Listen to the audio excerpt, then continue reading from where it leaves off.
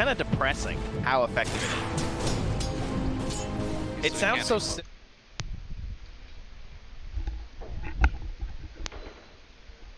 kind of depressing how effective it is. It sounds so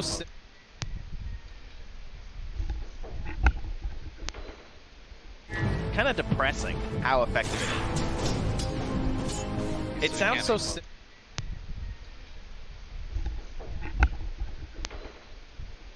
kind of depressing how effective it is. It sounds so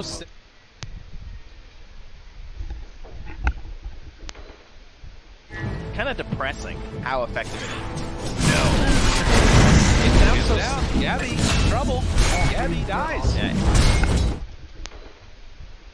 Kind of depressing how effective it is. No. It sounds so down. Gabby, trouble. Gabby dies. Yeah. Kind of depressing how effective it is. No. It sounds so down. Gabby, trouble. Gabby dies. Yeah. Kind of depressing how effective it is. No. It sounds so down. Gabby, trouble. Gabby dies. Yeah. Kind of depressing how effective it is. No. It sounds so down. Gabby, trouble. Gabby dies. Yeah. It's kind of depressing how effective it is. No. It sounds so down. Gabby, trouble. Gabby dies. Yeah. It's kind of depressing how effective it is. No. It sounds so down. Gabby, trouble. Gabby dies. Yeah. It's kind of depressing how effective it is. No. It sounds so down. Gabby, trouble. Gabby dies. Yeah. It's kind of depressing how effective it is. No. It sounds so Gabby, trouble. Gabby dies.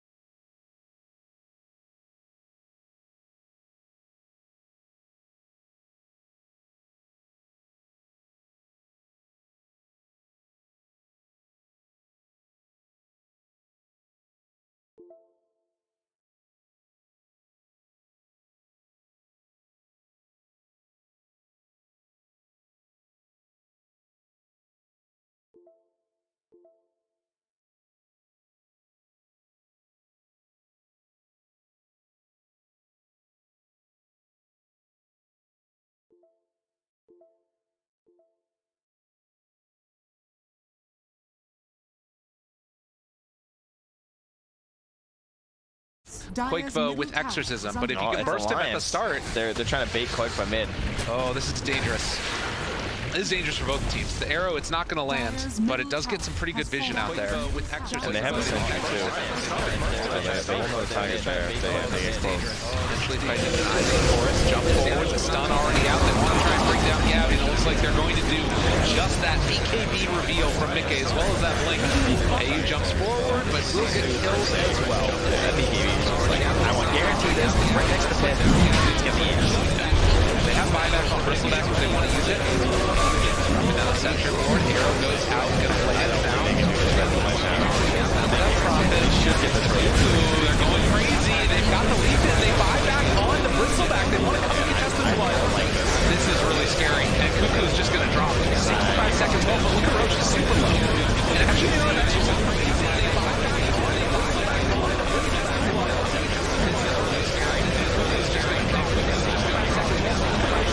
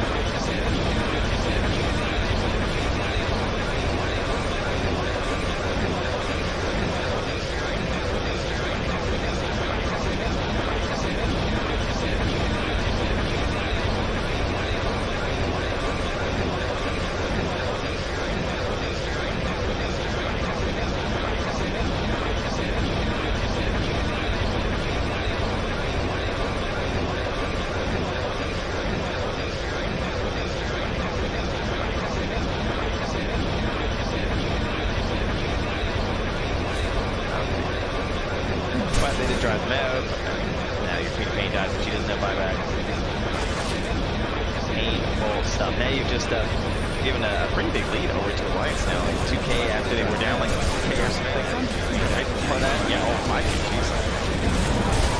Experience also 10,000. Really given that to pretty fast. Super pronounced. Alliance now. Sitting just about a 7% rate. Potential. Power staff, double limit. Very valuable for this game. They won the gem on the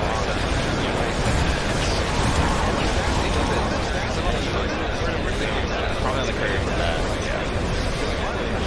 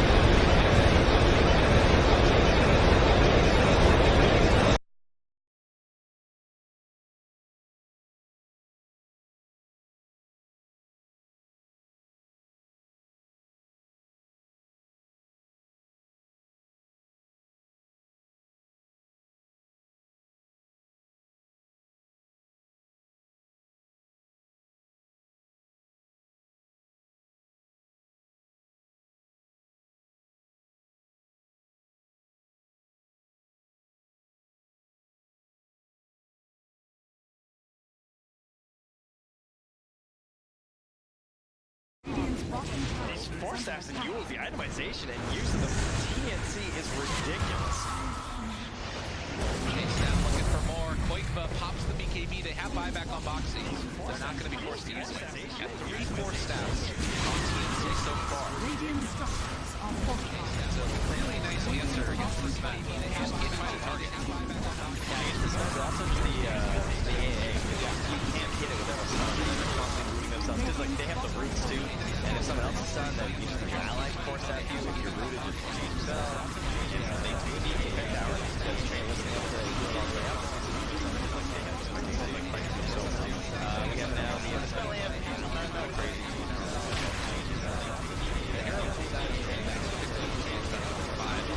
And it's feeling like it's going to be one of those games. I guess the Lions, if they want to fight for it, you take buildings very quickly afterwards.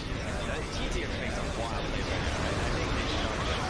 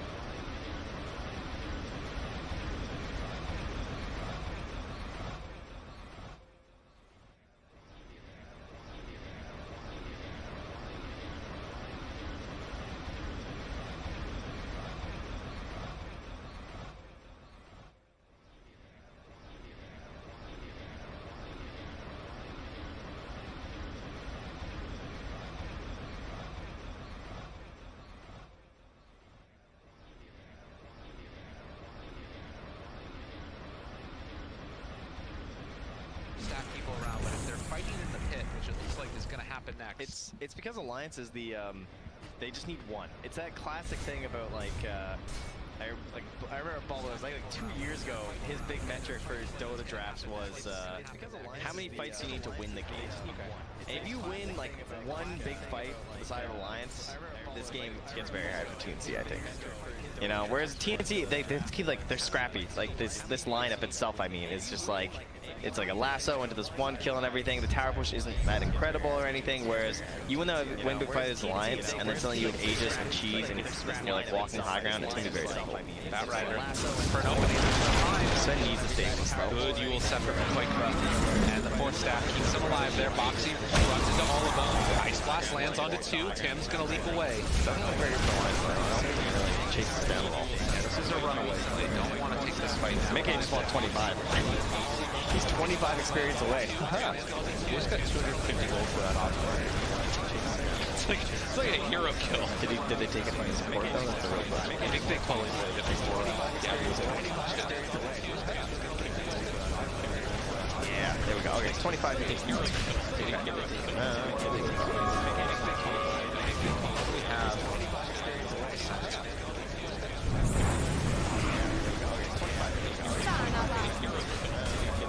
like Roche has not been the main emphasis for these TI qualifiers. It's been a lot more just like fighting. Well, despite how much we praise the Solar Crest and everything, there's actually not that many like big Roche heroes being picked at the moment. Okay, walking in, Gabby, he's up front and center, or actually it's AU. It's going to be found, but the lasso, they got it caught. Yeah, problematic. If they can bring it down in time, Mickey has the Lotus Aron, keeping it alive. Boxy also lifted up through the air. Gabby trying to run away.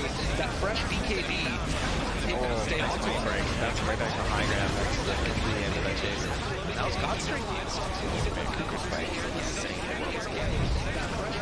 He's pretty much done everything perfect on that, right? You can't ask for much more. From like chasing down Timbersaw when it was appropriate in the laning stage to not dying with this gem. He's been holding this thing forever. He said it was his best hero. It definitely, I think it's by far his best hero. Like, whenever I think of like good Kuku games, it's his Bat Rider. Nick 825. Anybody else getting close to that? Getting Prophet is almost there as well. Queen to 24 too. Fear.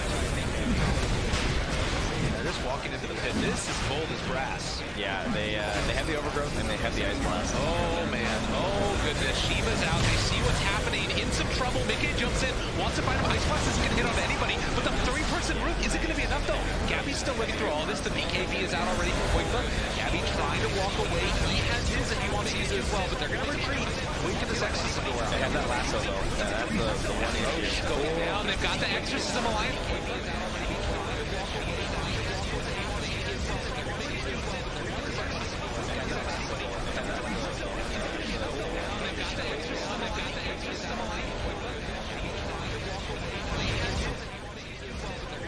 Lotusarb keeping him alive. BKB turns to fight Mickey. He doesn't have his BKB anymore. He doesn't have his God Strength anymore. Mickey might not have his life anymore as they also force down his Nia. That's already going to be the lasso used as well. Onto the DP in a second. He's coming back in a second here as well. Mickey gets the blink away, but it's off to the side in the tree. US Scepter lift up. They find him.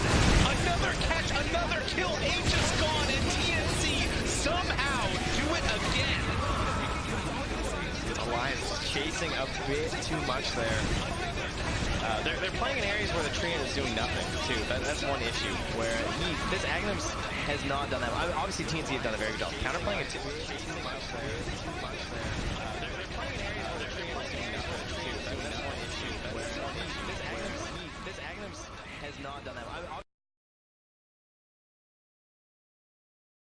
Don't have a guaranteed stun. He needs to wait longer until the fight gets like really messy and everything's forced to clump. Another catch there. Boxy, he's silenced. He wanted to run away, but it's not happening. Down to half HP, but look at it. They got it. The gem. Gem down. AU. Need to back up. It's Alliance, the turn. They need to make this happen. They got to find some kills. Hand it off AU. Give it to anyone else. Run away. Not the Ogre. The Ogre chased down. Armel's ready to blink it, but he's got the A blast on him still. And Gabby wants to make the trade-off happen. The Force Staff, he's still running. He's still got that gem. Tim's the jump. Could catch the leap. He's out of there. Gabby is still living through this one. Armel's BKB is popped. They get the lasso. Catch the turnaround yet again.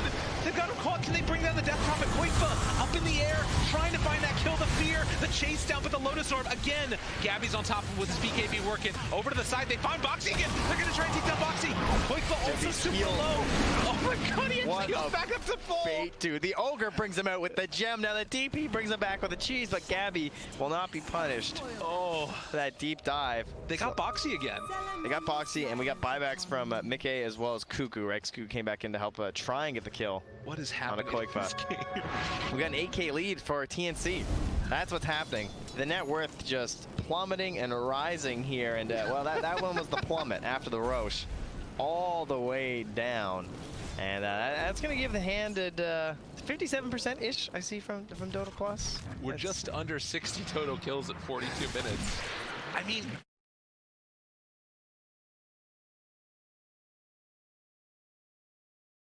For the next Roche again? Or can you make those? Look at this swing back. Oh. Yeah, TNC are just crazy. Man, this Ice Blast, they gotta hit it. It's so hard, it's so frustrating, but they're actually having damage issues, despite thinking that maybe you know, I thought they'd have the damage edge at this point, but they're just not connecting on spells. And part of that is the strength of the mobility that you have on TNC. Like, the blink, the leaps, the extra movement speed from, you know, Bat Rider as well. Dude, AU's got to get this 20, man. Get the strength. You need it. They're just diving you constantly. He's been hurting. Poor old Ogre. Finally, we'll get an Ogre to level 20. It's going to happen this time. Both he and Taiga have been just in the struggle bus. Dire are scanning. 9 deaths apiece. Where is that gem? Back on the Bat Rider, as it should be. Smoke up. They it's know where they're at. Now they see them. Kuku. Is he gonna overgrowth? Does he want the damage? He knows that the vision. BKB's still there. He's trying to wait till after BKB's. Dust out, Boxy, up front and center, chasing forward for Gabby. They got the root. Dual Scepter lift up, they need a Force Staff afterwards, eats the BKB away. No, Armel barely gets clipped with it, but he's fine. And now Ice Blast down, can they turn? Thinking about it. looks like they just want to try and clear through all of these trees first. Get the deforestation in process. Team just pinging them out once again, but Kuku not gonna risk it. Gonna back himself up here, and just overall, you can see those damage numbers on the side of TNC a little bit higher. Oh, I guess you gotta bring that to 22k from the Timber up there. That kind of helps things out there, but overall, I think they got a little bit of an edge there on TNC. The arrow bar throw damage there, almost 26k physical from your Bristleback, slaying it in this one. He's a monster. I really want to see the Aghanims come out next for, I mean, just on the road. Jeez, Kuku's about to be level 25. He just cracked it. So the Firefly, I don't think anyone takes the Flamebreak cooldown. That would be crazy. Firefly, though. Basically, it's permafly now, right? He's got the 5-6 second downtime. I guess you need the... Radiant are scanning. Because the fight happened so soon after Roche. Ooh. Yeah, that'll happen. That'll happen. He took it. He actually took the Bloodlust? Oh, he took it. Oh, baby. I mean, downside to this game, I guess, is that you have the Timber anyway with like the Whirling Death and stuff. So like the stat loss percent, maybe he's thinking it's less valuable. Right. But I don't know. Bristleback does get a stupid amount of flat damage plus, but I do think it's kind of a trap. I think the 40 strength is just insanely good. I guess that Gabby, like you're talking about, if he takes that Warpath talent at 25, exactly, that would be really good with it. I'd be a big fan. All right, so 9,000 gold lead. They're looking at Boxy, want to try and find their man, and guess what? They got him. Lotus too. They get the arrow lands on him. Sonic Wave out. Boxy's still living through it. I think that eventually this will. Dual Scepter, Fear, turn on the team. Try and make it happen. Boxy's super low. The arrow, it's not going to get the kill. Boxy's actually living through it, and Armel has to blink off to the left. Chase down coming. The Ice Blast as well. It's almost there, but not quite. And now the blink away.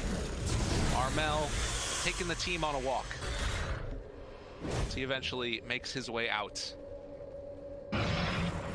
All right, very surprised that he was able to get away from that one there, especially with the Spirit Vessel with his Lotus already on cooldown. But team able to back him up, help him out. And yeah, at this point, we're pretty much guaranteed to get the next Roche. Only a minute away here. But Mirana, there she is. Peak Mirana achieved. So now you have a 10-second cooldown on the arrows, scouting about. And oh, they've already bought another gem. Very smart. On the side of TNC, they want to keep that timer. It's just like when you're playing techies. Even when you still have your gem, you buy another one, right? The whirling attribute for the talent at 25. Good thing he didn't take the 40 strength, man. I know. Man. Well, it wouldn't have done it anyways because he's Ogre's in. So it's the main attribute, right?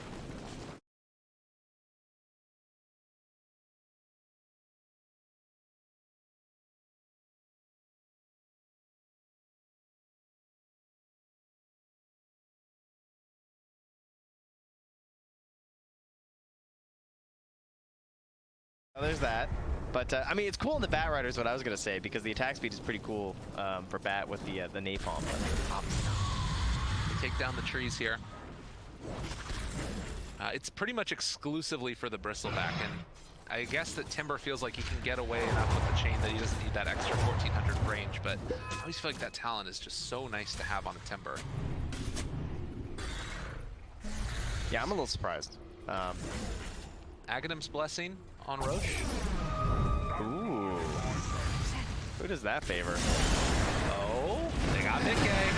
This man caught alone. Does have BKB, but Boxy's shown up now as well. All right, BKB, God Strength, turn on to 1, but they don't have detection.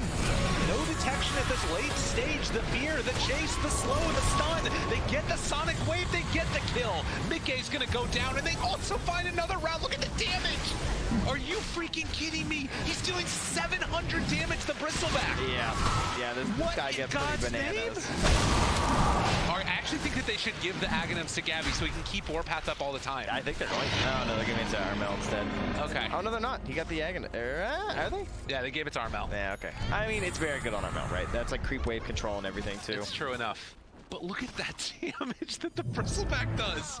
Plus 600? Yeah, that is indeed pretty crazy. Or plus 500, sorry, but he's up to 600 with Yeah. his base. And they don't have Sven now. No buyback, 80 seconds. TNC looking to go high ground and shut down Alliance here in this game number 1.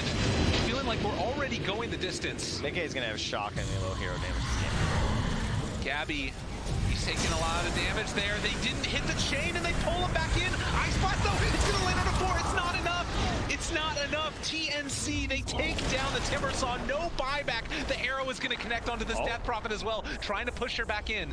That's the Aegis popped already for this Queen of Pain, but they're gonna have the fear if they want to jump in for this. The BKB just forced to be popped for the Death Prophet as Gabby keeping his eyes on the prize. Gonna take down this tier 3 tower in just a second. And Dota Plus win probability swinging back the other direction. TNC are doing it, ladies and They have the gentlemen. buyback on Sven. It was a timer issue. He had the gold. Okay, chase, trying to run away, no BKB. And the arrow actually hit onto Sven as he was trying to move out. Radiant's tower is under attack. Arrow hits Mickey. Just the random triple arrow. But they got the tower. Radiant's And bottom 4 structure bounty is under runes as attack. well at 50 minutes here too. Oof. Yeah, so that's going to be a lot over there. 125 each per bounty rune. Oh, actually it's a 140 there too. Radiant's top shrine has fallen. Goodness. So 32,000 net worth lead. You look at how much they've gotten from the bounties. It was just under 5,000 for Alliance and something like 12K for TNC. It felt like in that mid game when Alliance should have been stronger, they basically just ran into these fights that just looked like way too hard for them. Not even way too hard for them. They just made mistakes. What were we saying? Yeah. Well, it was actually 16,000 bounty runes for TNC. Like, they've just been able to control the map total for the entire game. Holy shit. Yeah, it's insane. Oh, good Yule Scepter precast. Able to interrupt it for Cuckoo, but the BKB is out, and they found their man. It is the tree. It's tossed to the side, and this Bristleback dealing so much damage right now from Gabby. He's up to plus 500 yet again, ready to just beat into anybody that steps to him. They've already killed off the tree. The Timbersaw's coming back soon, but it's not feeling like it's soon enough. They find themselves another catch here. The Fire Blast on to this Death Prophet. Gabby forcing the back into the fountain, ready to start beating into her face. Sonic Wave out again. That's the Aghanim Sonic Wave. Armel jumps in. It's a buyback coming. Mickey trying to heal back up so he can go in for another round. But Timbersaw is dead again as soon as he respawns. And it's going to be a second lane of racks. And this game becomes even harder. Another round of 4 staffs, 4 leaps away. They have another arrow in a second. It connects onto the Death Prophet. It's so hard to dodge away from the triple arrow. Gabby goes in, finishes off an Abyssal Blade right now. He's ready to party, and GG is called as TNC take down Alliance in fabulous fashion. So well played in mid-game team fight. I mean, that's the thing too. These guys have been playing together so long. We used to always call them scrappy. That was the thing, you know. We always said that they're just like a little bit out there in terms of like macro movements and stuff. And it felt like maybe they got like a little bit lost in the plans. But there was one thing these guys were always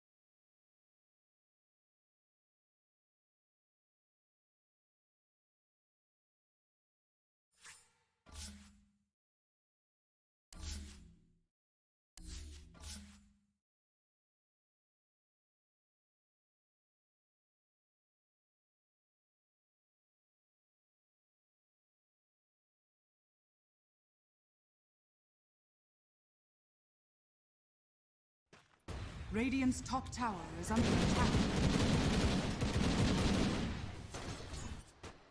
Home this game. Not sure where they ended up. I'm sure ET took one, although the second one. Not sure where that would. Maybe Leshrac. Leshrac's level 11.5. He is very high level. yeah, it could be Lesh. It was either him or Void, I feel like.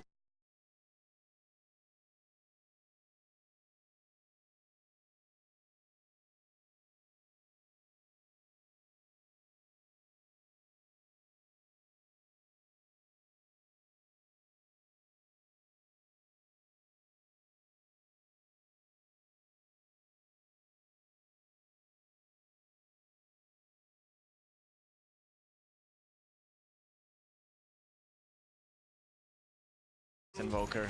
Even with the dome, he's only level 6. About to hit level 7 though. But you want to have that Vex maxed out. He's got the urn here, but he needs to start building up some charges if he wants to be able to Radiant's bottom combo tower it with is the under cold snap. attack. TLGD looking too intent to get aggressive down bottom right now, but they've just finished off a Yule Scepter on Leshrac, who can very easily rotate.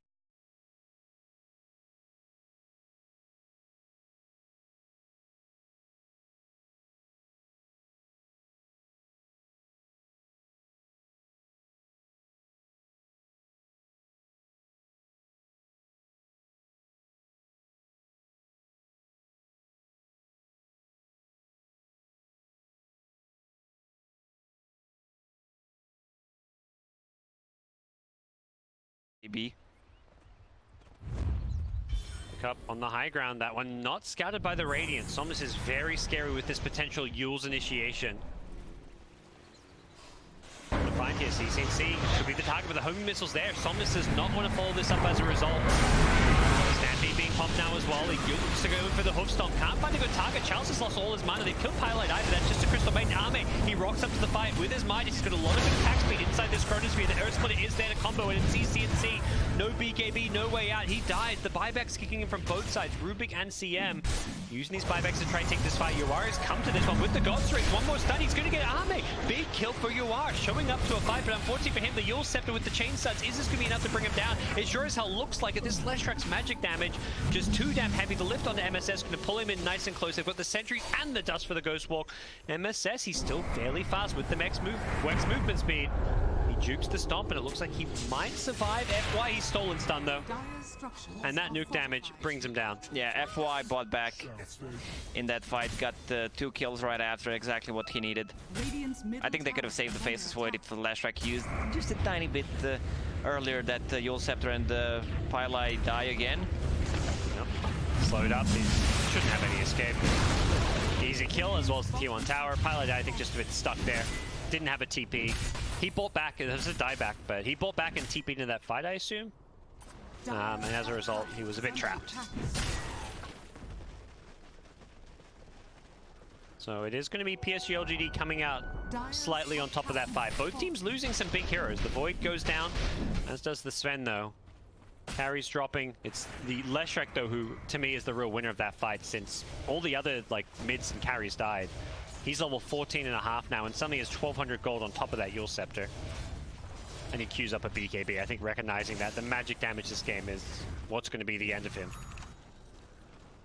I'm wondering what talent he's gonna pick up on level 15. Like 15 strength is tempting, but most of the lashes go for movement speed because you have a Yule Scepter anyway, you get the Boots of Travel after, and then you're just zooming in a team fight.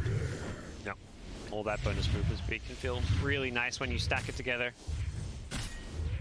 But this kind of a build, just Yule Scepter into BKB, he's gonna run into mana problems. Radiant's bottom tower is under attack. Dire's Here middle come tower is under Newbie. attack. They're smoked up. CCNC coming in from behind. They're going to run into X-Nova, perhaps. CCNC ignores X-Nova. He's going for the bigger fish. But the stun is there from the Stormhammer, followed up by a Splinter. Potentially, CCNC in all sorts of trouble. He desperately needs a BKB, but he's still so far away from one. And they've instantly killed off CCNC. And then Pylite Eye followed up. Death to the Split Earth as the stolen freezing field. I think they're gonna maybe deal some damage to the tier 3s. Radiant's Oh, bottom tower is under attack. blink. He actually forgot to blink. The head bonk.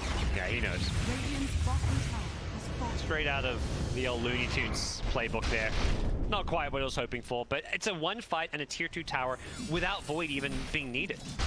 Void's just sitting mid lane farming with his Midas, and they'll happily take that trade.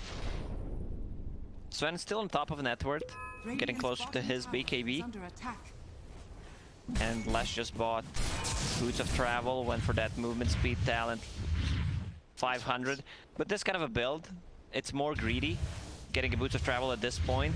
But you can have full mana, Radiant's top tower and the is Boots of under Travel attack. will pay off in 5 to 10 minutes. It just feels so nice with this movement speed playing against heroes like Gyrocopter that want to get nice and close. Even Sven. It allows you to position and kite so much better in these fights. If they get on top of you, you can just outrun them. You've got a full 100 movement speed advantage over Sven and a 50, 60 movement speed advantage over the gyrocopter.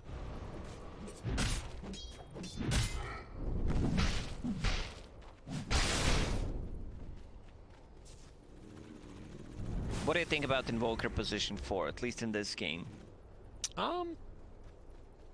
It kind of looked okay in the laning stage, like as far as Are scared. dealing with ET, but at the same time, it's felt a little underwhelming. Oh, he just ran into them. They're gonna plop a dust. They're going to be time walk forward aggressively. It's coming up soon. Charging on forward instead. CCNC down bottom. He just got destroyed by the Letrak ET, and looks like Zone ET ulti. dying one by one. ET zone snaking towards the mid lane.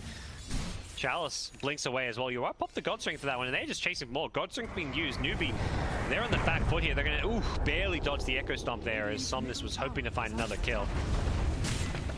Phase boots on position 5 Elder Titan. I would not mind seeing him getting Wind Lace on top of that. Just all the movement speed items.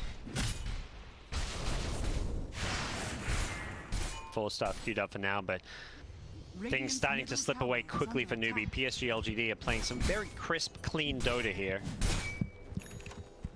Definitely a team that has kind of quietly come into this international. Not really talked about as one of the favorites, but definitely after they run last year, they're coming back playing with the same roster and have had just a solid year. They convincingly, easily qualified for TI fairly early on, and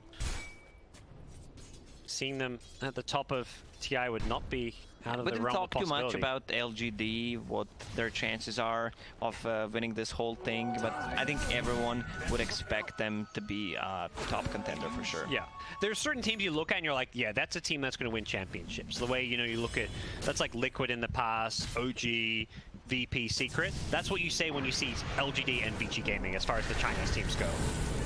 It wouldn't be a surprise or a shock if LGD won a TI. Not at all. Big fight breaking out here. They're going to take out the ET to start the fight off. It is the Zen BKB timing, but Chalice with the Stampede trying to kite this one. He's got the pipe here. He's going to pop it on himself. He's got no backup quite in range just yet. FY Stormhammer is dodged by UR. Nicely played here. It's a very tanky Centaur stun still, as he does get off the Hoof Stomp. Fire Blast is there. Void comes in, drops the Chronosphere, catches up 2, wants to go for UR. It looks like they need the Leshrac damage. The Split Earth follows up the Chronosphere, the stolen Stormhammer as well, but Leshrac doesn't have the damage to kill for UR. He's just too tanky. They're being forced back, and Newbie, they're charging forward. They want more kills. Somnus is being chased down by a homing missile. He's going to need so his speedy. Yeah, he's got the Yules as well. Does he pop it? No, he's just going to take the stun. Whoa. Whoa. Armin, he's in deep.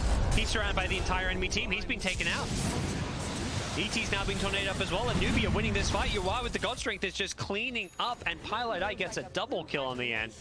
What could have Really been good fight. only one I will commit this to kill for Newbie turned out to be extremely good for them because they could just left Elder Titan there. He's position 5. Sven used BKB to kill him. They're kind of hesitating whether they want to take a fight or not. It's one of those, we're going to follow our teammate into that. Yep. Well, one by one, they fell down there, and I think for LGD, you've kind of got to settle things down a bit, play around what is very likely going to be BKB timings. Leshrac has one queued up. Void doesn't have one queued up just yet. He's finishing the Mjolnir, but you got to imagine it's probably the item to come afterwards, because against these newbie heroes, BKB is going to be the name of the game. He desperately needs that BKB on Faceless Void. This farm up the enemy jungle, but has hit level 18 with the Bloodstone completed, so he's getting even tankier, a lot more health to play around with now as well.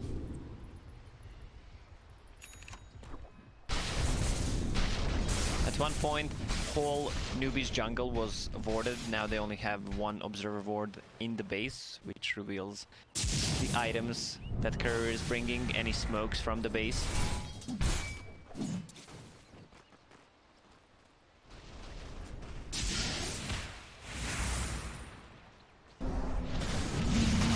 A newbie looking to keep fighting with this BKB on Sven now. I think they've... Was this a Blink Dagger now as well? Yeah, he's got BKB and Blink. It's go time. They just need to outpush from mid lane a little bit, and the Invoker just used Meteor to push it out. Also top lane's being pushed in, so they need to do something about it. Double BKB. It's go time for Newbie. Ready to fight. And as far as answers to BKB go, LG have got the Chronosphere, but they haven't got the best damage in Chronosphere if they're BKB'd. More likely than not, they're just looking to disengage using Stampede as far as playing into BKBs go. Come Newbie smoked up. FY, he's got Blink Dagger. He's going to pop the smoke and then blink away instantly. You are trying to charge forward and then even goes for a blink to follow, but will not catch FY, so good positioning from FY's Rubik. And that's gonna be their last smoke outside of Newbie. Not sure if they have any in shop left, but it's gonna be hard to approach a team fight with just going around, especially with ET scouting things out with the Spirit. He may look to just use this Ghost Walking Invoker, kind of like as a Nyx Assassin, it's this scouting tool. It feels like MSS's job is just to run around the map and try to find some pickoffs for the team, or at least get info. Definitely what we're seeing a little bit. Centaur. There are a lot of enemy heroes. He's going for an extra creep or two. He needs to be careful. He needs to blink now. Blinks out to the high ground. FY though, he does not have to blink out. He's going to get picked off. Dead for 70 seconds as well. They could try to go for a Roche, even though it's really scary. Getting Roche against Elder Titan and Faceless Void. Can they chase more? Oh well, now it's Roche time. Sven popped the God Strength. Leshrac is forcing Heroes bottom though. He split pushed a little bit, forced the CM as well as the Invoker to rotate in, but those are not heroes they need to kill Roshan. Ignite from Roshan into the neutral camps. That they should know something is up. Yeah. Where the hell's that Ignite coming from? But they knew something's up too late. Roche already dropping. They're going to be too late for this one. And Somnus may be in trouble now. He gets stunned up by the Stormhammer. He holds onto the Eul Scepter. Doesn't dodge. He's still doing a lot of AoE damage. Snaking getting brought fairly low, as is the Gyrocopter. The Gyrocopter wants the BKB though. He's caught outside the Chronosphere, doing what damage he can, but the Chronosphere takes out both Sven and Ogre, and CCNC in some trouble. He may have an Aegis, but that BKB's now worn off, and Somnus, he's chasing him down. Oh, he was hesitating with a stun, but Leshrac will connect. Lightning. He's done. He'll have a stun now. MSS, what can he do? Can he hit a tornado? Looks like he's going to go for the cold snap instead. Helps on CCNC. Now the buybacks come in. The Sven buys back. Has the TP to the tier 2 tower. Blinks in as well. They're saving CCNC, and Somnus in all kinds of trouble now. Cold snap has one off. Chalice goes blinking in forward to try to help his buddy out. They've lost CM though. And Ame is just so scary in the front lines with this Mjolnir. He just goes launching it forward, looking for MSS. Doesn't get the first hit bash though. As a result, he gets forced back. Has got the Time Walk cooldown. That was a buyback from Yavar. He didn't even have ulti, he just wanted to save the gyro. I'm pretty sure that's not worth it for them. Because they didn't get any kills out of that. Yeah, it looked like they were trying to get the kills there. They weren't just hoping to save his life, but PSGLD did a really good job disengaging.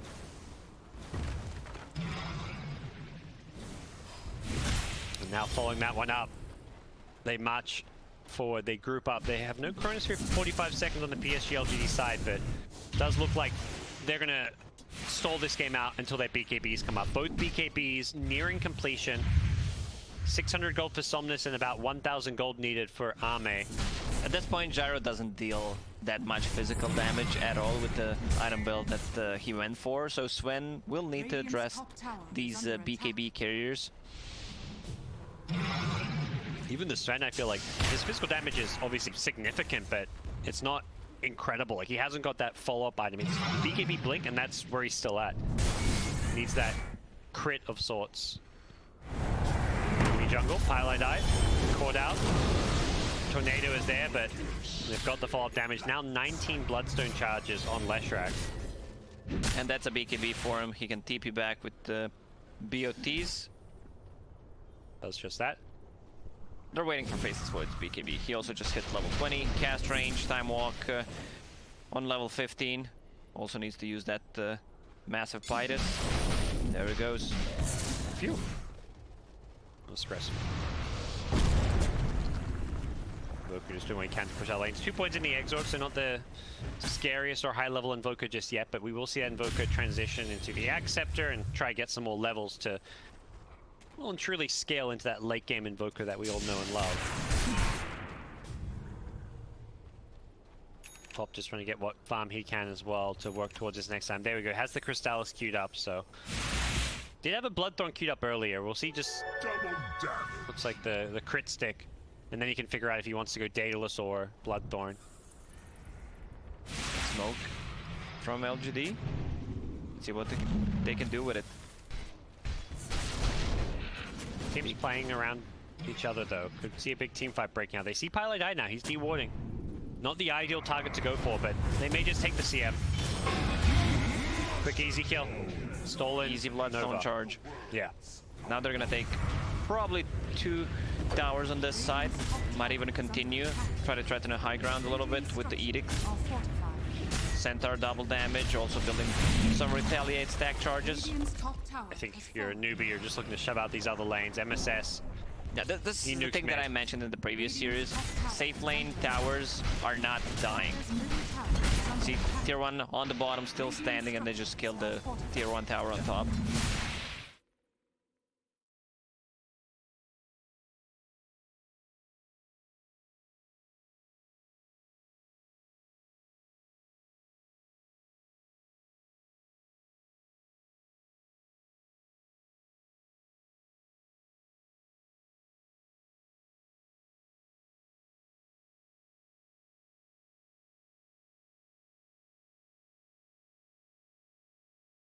Alliances turn to ban. Doesn't matter what your heroes are at this point. And then you got these crazy 25s that change a lot of things of how you typically think about Dota.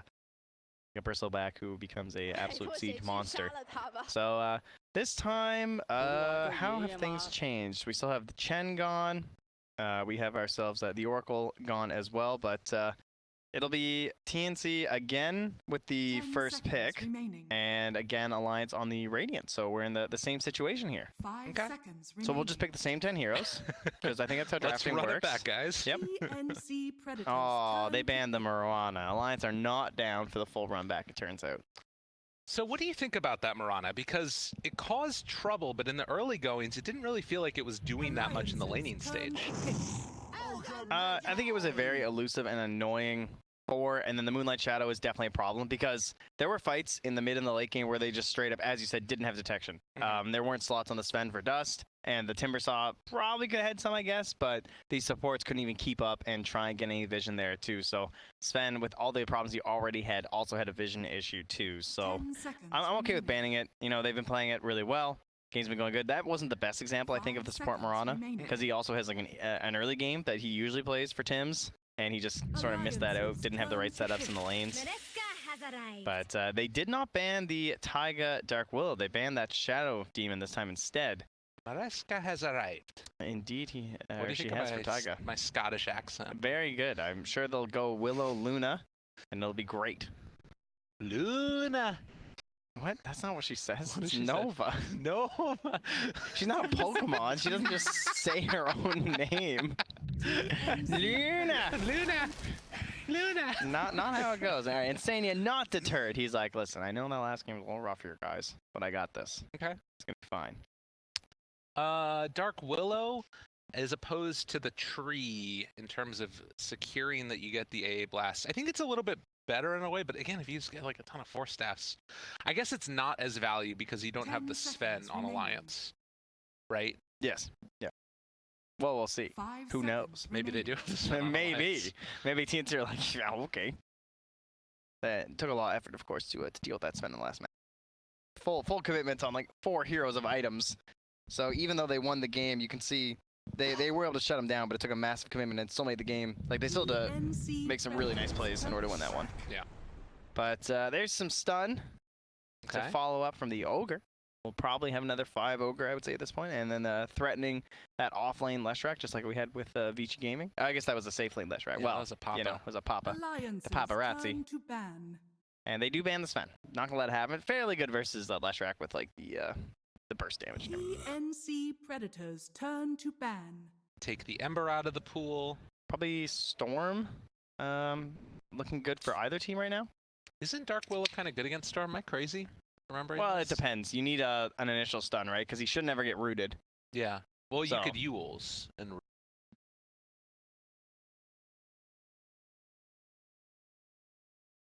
point. Seconds remaining. Very, very good point. So 5 seconds. right now, remaining. 2 supports taken for Alliance. Is there any way to like punish this? There's not a lot of wave clear between these 2 heroes in the least bit. Alliance's As well as time team to fight, they're battle. sort of, and yeah, they will ban the Storm from team. Just because that's what I mean though, is that like either team it looked good because you have Koiku who just plays it constantly, right? And then you have the Ember ban, which leads to like the Storm thoughts. But their team fight's okay, but I would say their pickoff is better. Like Terrorize is okay at team fights, but Bedlam's better and it's more pickoff related. So if you had better team fight from 10 TNC, that's always one of those things where you can just like outmatch them in that category. Okay. These supports 5 don't offer, seconds as you said, wave remaining. clear that well. You have to like Bedlam constantly for it. And they also don't really have tower pressure to go with them too. Been seeing a lot more of like a Shadow Shamans, some of those types of Alliance's heroes that turn have to it like pick. specifically built into their kit. They're gonna ban the Bat Rider, which I think is wise. Yeah, it just ruins so many position ones. Even if you were gonna pick like a Jug or something here, I just don't care. Just ban the Bat. Yeah. Wraith King, again, we were mentioning these other heroes that work well with the AA. He's still in there. The CK is there too. I feel like Alliance are probably a Chaos Knight team. Sure. But Leshrack's already picked up, so that is something that I wouldn't necessarily 10 want to seconds pick CK remaining. into. Yeah. It goes both ways because you can absolutely blow up the Leshrack, but if 5 he's not the initial seconds target, he remaining. can really help burst down those illusions too. Well, burst. I say burst. It's pretty hard to kill CK illusions, but they do die. Where's our Tim's hero? What do you think? You want to see like an Earthshaker, an Earth Spirit? Either one of those could be kind of cool. I think Earth Spirit's maybe dead. I like initial stun. I don't want like another follow-up stun, so I do like the Earth Spirit, like Fisher, and then that helps set up for a split Earth on rotations. Earth Spirit. TNC Predator. Earth Spirit's not bad. Sanking themselves, eh? How many boxes here this game? Sanking, Dark Willow. All right, very very easy execution here. Sanking AA too. So this trio is very gank heavy. And with the Ancient Apparition on their team, Alliance could think about going back for something like an Alchemist. They wanted to cheese it out a bit. 10 seconds. That is definitely one of those big like signals. It's like, okay, AA's there. Where's the Alk? 5 seconds And remaining. do we have a Brood ban last game? Yeah, it was the last ban. Yeah, It was the that- same thing again where they banned Brood and then they picked the Quap with the Brood set. Oh yes, right, of course.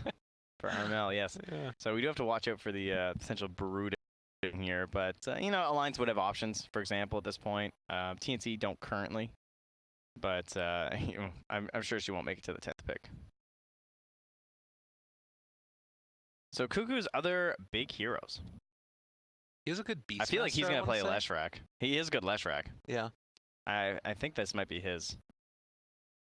And it speaks to the respect that they have for the Cuckoo Bat to ban it out after taking something that... Yeah, because Lesh is still a great hero in all 3 lanes. Right. So a minute left for TNC on their 3rd pick. Is there another good leading stun that works well with the Leshrack? Because right now you kind of have to play like the Ogre and the Leshrack together, so then you almost need like almost another leading support. Ah, that's nice. So you go Tim's Grim, TNC and he can Predator. play. I think you go. Oh, okay. They just take it right now, so they know they won't get a 10th. Fair Yeah. enough. I'm fine with that. So Sven's already banned. Cuckoo... Congo's banned. Kunkka's banned. Do we go Tiny? Yes, you are 100% correct. Okay. I can't think of anything that would be more 10 tempting. seconds Tiny looks remaining. perfect. Tiny has Avalanche for the Shadow Realm on the Dark Willow, which is annoying. He already has 2 5 targets he can burst down about the Dark Willow and the AA that do not get enough HP to survive a toss combo. He has the nice, massive AoE of the Avalanche to help cover a Sand King when he's in the middle of Sandstorm, I like it. trying to control him. But where do you lane it then? Do Just you mid. just put it mid? Oh, Yeah, mid against Tiny Bird, mid, right. Cuckoo, Leshrack. And then you put the Leshrack with the Ogre in the off lane. You put the Grimstroke with someone else in the safe lane, like I don't know, anyone. Someone who plays that same tempo of Lesh. You just do the Jug. I know I just keep going Jug, but hero's still good. If they wanted to, they could go back for something Wraith King insurance, but it doesn't really play. Like a Lifesteal or something to work. Or even play like an active Spectre. Lots of possibilities. I'm not that afraid of this Broodmother right now. Oh, Wow. okay. So is this a Cuckoo Shaker? It could be a Cuckoo Ogre, and then a Tim Shaker, and then a AU Grim, and a Armel Leshrack. But is Armel gonna run mid against Or it those could be a Gabby Brood? Leshrack, and then they're going to pick some Okay. other hero. But I'm really really surprised they didn't go for the. Maybe they tiny. feel they have another hero that answers the Brood, and they're like, okay, if they ban the other one, then we'll Like take what, the Tide or something? Yeah, something like that. I don't know what else could deal with the Brood. I mean, this. I don't know if Axe can even do it anymore without the double stout. You need like AoE physical damage, I think, because the big thing that got nerfed was the spiders armor, but they still have the magic resist. Something that can like clear through it. I guess they could be like, hey, we can just play Bristle or Tiny or something, but Yeah, they could do Bristle. yeah, I guess maybe that is what they're thinking. I mean, they clearly are not concerned about them getting the Tiny band, because that's the very clear Yeah, thing. I would be again very surprised. I guess Alliance are playing that same game in their head. We're just like, wow, they didn't pick Tiny. Because Tiny's just like the go-to. So so they're thinking it might be a mid shaker perhaps. Yeah, as the answer. I don't think that a mid shaker is a good enough answer. Actually, how much? Or offlane shaker, I guess, because Alliance obviously respect the offlane shaker themselves Right. with the way that Boxy builds it. It's a very interesting this draft. I don't think it's mid shaker. It must be a Leshrac 10 thing. seconds I don't know. remaining. Brood's one of those heroes where you're just like, huh? Yeah, they banned the Alk. That would have been a nasty last pick. Dude, Alk Brood. Oh, that would be disgusting. Those are like the two big draft traps this tournament, I think. All that's missing is like a TNT Meepo, right? Yeah. There you go. Perfect. Then we're all Easy. set. 10 seconds Does Gabby play remaining. it? I feel like I haven't seen him play it. I don't think so. Mel. 5 seconds. Come on, give me the remaining. Tiny. Anti-mage. Oh, okay. Whoa. All right, well, they were right. Faceless Void. And the Void instantly. They were ready for that one. So the time dilation versus the AM. Yeah, last game, it's like, no more Force Staffs. We're done with your Force Staffs. Yeah, well, they brought the stuns this time. Way more control now from Alliance. Oh, they got that sick Broodmother set, too. Quick has just been itching to play it. So where are we? We got Armel on the Shaker, indeed. Oh. We got Cuckoo on the Ogre, so he's going to be leading the stuns. Tim's going to be the follow-up, and it will just be AU on the Grimstroke there. Man, they had a lot of flexibility that last pick. Yeah, they did. But sometimes when you have so much flexibility, it means you don't have like heroes that are absolutely the best suited thing for that role. That is true. So the question mark for me is the Armel Shaker I just able to wanna deal watch with mid. Broodmother? I Yeah. don't care. No cares other lanes. Yeah. All cares mid. 'Cause Brood is a hero that she just gets changed, and it's just not a hero we get to see enough. Right. And so there's always these questions, just like, okay, well, does this work? Is this good enough? It's like mid Shaker. Pretty much, we've only seen it versus Ember. I feel like in the past year, it's like the only time it comes out. So the big thing about Brood is like level 1, it's not a dominant thing, right? No, like you you're start to you're build up just throwing out spiders. webs. Right. So maybe the thought here is Earthshaker is just going to be able to dominate her in CS and deny everything with Enchant Totem build. You know? Like that could be one of the ways that they try and do this. And then if he gets enough levels up in Fissure and like Aftershock, then he can maybe just like kill the spiders with that.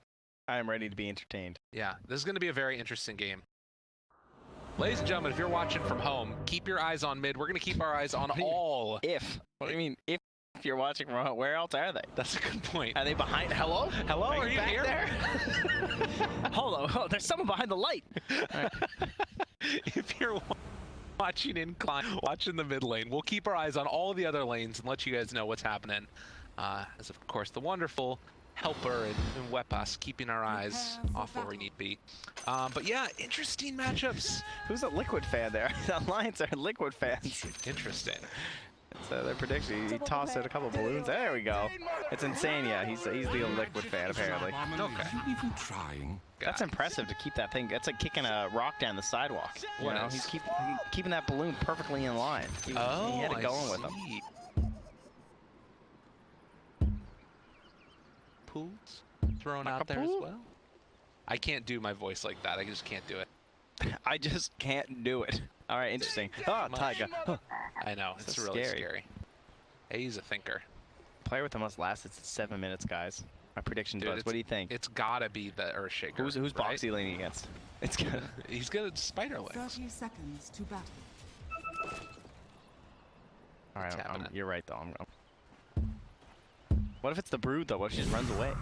That's a good point. Then you know what What is happens? he doing?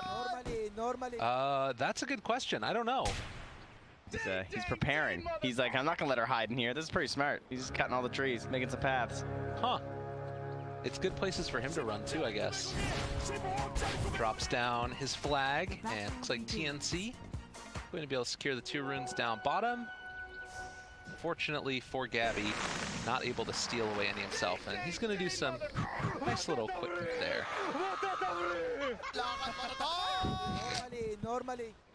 Champions. Welcome to Dota 2, ladies and gentlemen, where you can taunt unabashedly. That's how we like it. So yeah, Armel, Quelling Blade, has the Enchant Totem already up so he can boost up his damage, try and just completely deny out this Broodmother. And we'll see what his answer is going to be once the spiders finally come out, because that does feel like it's going to be the big question mark there. Oh, and I really like what Quake's doing. Sort of keeping both of the Deny and other one at even HP, so that way the Armel can't just secure both of them no matter what. Tim's taking a lot of damage up in the top lane. Boxy is going to be able to walk away with no real problems there. So really the only surprise, at least at this point, is that the Ogre's alone, but we'll probably have the Leshrac rotate down here now the kill wasn't successful, and they'll try and just get like Ogre comboed up there and try and just kill Insania on the AA. Do you think a big rotation like that? No, just Tim's. Just Tim's TVing down once they miss the first blood up here. And yes, the first blood. they did indeed, for he will be first blooded. Now it comes a question of like, do they have too much pressure on the AM with that death? So, and Tim's had already TP'd actually, I didn't even realize. So, oh, and he bought a Bassi. Okay, never mind. He's playing up top. Okay, so full So tri-lane. they're just tri-laning, yeah. Interesting. The tri-lane with the Anti-Mage. So can Ogre live versus just a... Ooh. Ooh, AU. Man, that's tempting. Oh, he takes some tower damage. Yeah, that wasn't worth it for Dag. So I just had to make sure. So Ogre, without a stun, I guess he's fine, right? Because they need to get lucky on a bash like twice in a row to actually connect the cold feet. And he should just be fine down here as a solo. And he's body blocking the small camp. Nice. They even spent a D ward. Okay, very well played by Cuckoo. Guy's having an amazing series so far. Definitely. Arcane Rune spawns down bottom. It looks like the Brood might be the one that goes over and checks it, or possibly not as well. It's actually going to be the Ancient Apparition. So A picks up the Arcane, use that to spam against the Ogre. That could actually be kind of problematic with the Chilling Touch. It's just like so much continued harassment. But top lane going in now. A little bit of a stun there onto Boxy, but no detection available as this is taken away. All right, as you can see here in the mid lane, 19-7. Uh-oh. Oh, yeah, Cuckoo's fine. Armel having a great... again, this is another like, kind of common Brood thing, right? Where the earlier levels aren't really that time where you see the total dominance once they're stacking all the damage. But there you go. Gets the Fissure. Ooh, mid top though. Oh, sorry. They're gonna go onto Boxy. I just love it. There you go. This Boxy is gonna take some more punches, and it looks like Gabby almost finds the kill. Does he dive for it? Doesn't need to. But yeah. Mid lane, like you were talking about, Armel gonna put out a lot of harassment there. Couldn't quite kill off all the spiders, but I Spiderites, the less tanky ones. Yeah, Quake was starting to build that army, but he's forced back into the jungle there, so gonna have to start stacking up those webs, getting the points up there too with the spiders, and we'll see how level 5 treats them. But up top, again, it's just more blood. Tim's the dirt. Time, Anti-Mage, Gabby sticking around the area, wants to trade hits. AU, he's gone a bit too far forward himself. Boxy should have another Burrow Strike, lands it now onto the Grimstroke, and he goes down. Taiga getting low, but he's out of mana, so the damage... Oh, another round, another Fairy Fire, the hit, get the kill. Well played. And now the stun, the follow-up, but it looks like AM not wanting to stick around, just wants to get back to farming. Yeah, just making sure there wasn't another Burrow Strike. Probably didn't know the cooldown precisely because Tim's just came back in. Last time we saw Taiga on the Dark Willow, he was, I think, 4-0-1 to start the game, but already 2-1-1, not too bad. And heading back up with a full mana and HP pool to see if he can secure a few more for himself. And of course, he's the Bassi buyer for the Radiant. Yeah. Burrow Strike away from the stun coming from AU, and Tim's looks for the stun himself, is going to be able to find it there on the Dark Willow. More punch on the side. Getting close to Bounty Rune time.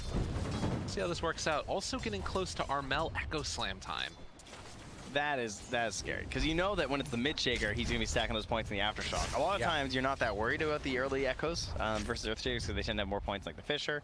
early on, especially like that support role. But God, and AU again, the bloodbath continues. They dodge away before Boxy was able to get off any type of stun. Now Taiga also in some trouble. The Fates, not Fates, excuse me, Diabolic Edict doing some good damage.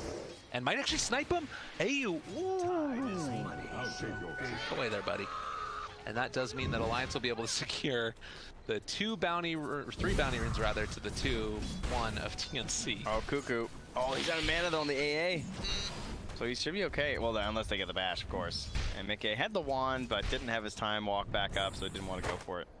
And now Quake is sort of relegated to heading back to the jungle. Armel does have 6. Yeah, he's got the bracer too, so I think he's just too tanky to deal with, and that just means that he's gonna have to try and chase the Brood if he wants to go for the kill, but I highly doubt he's gonna see a spider again.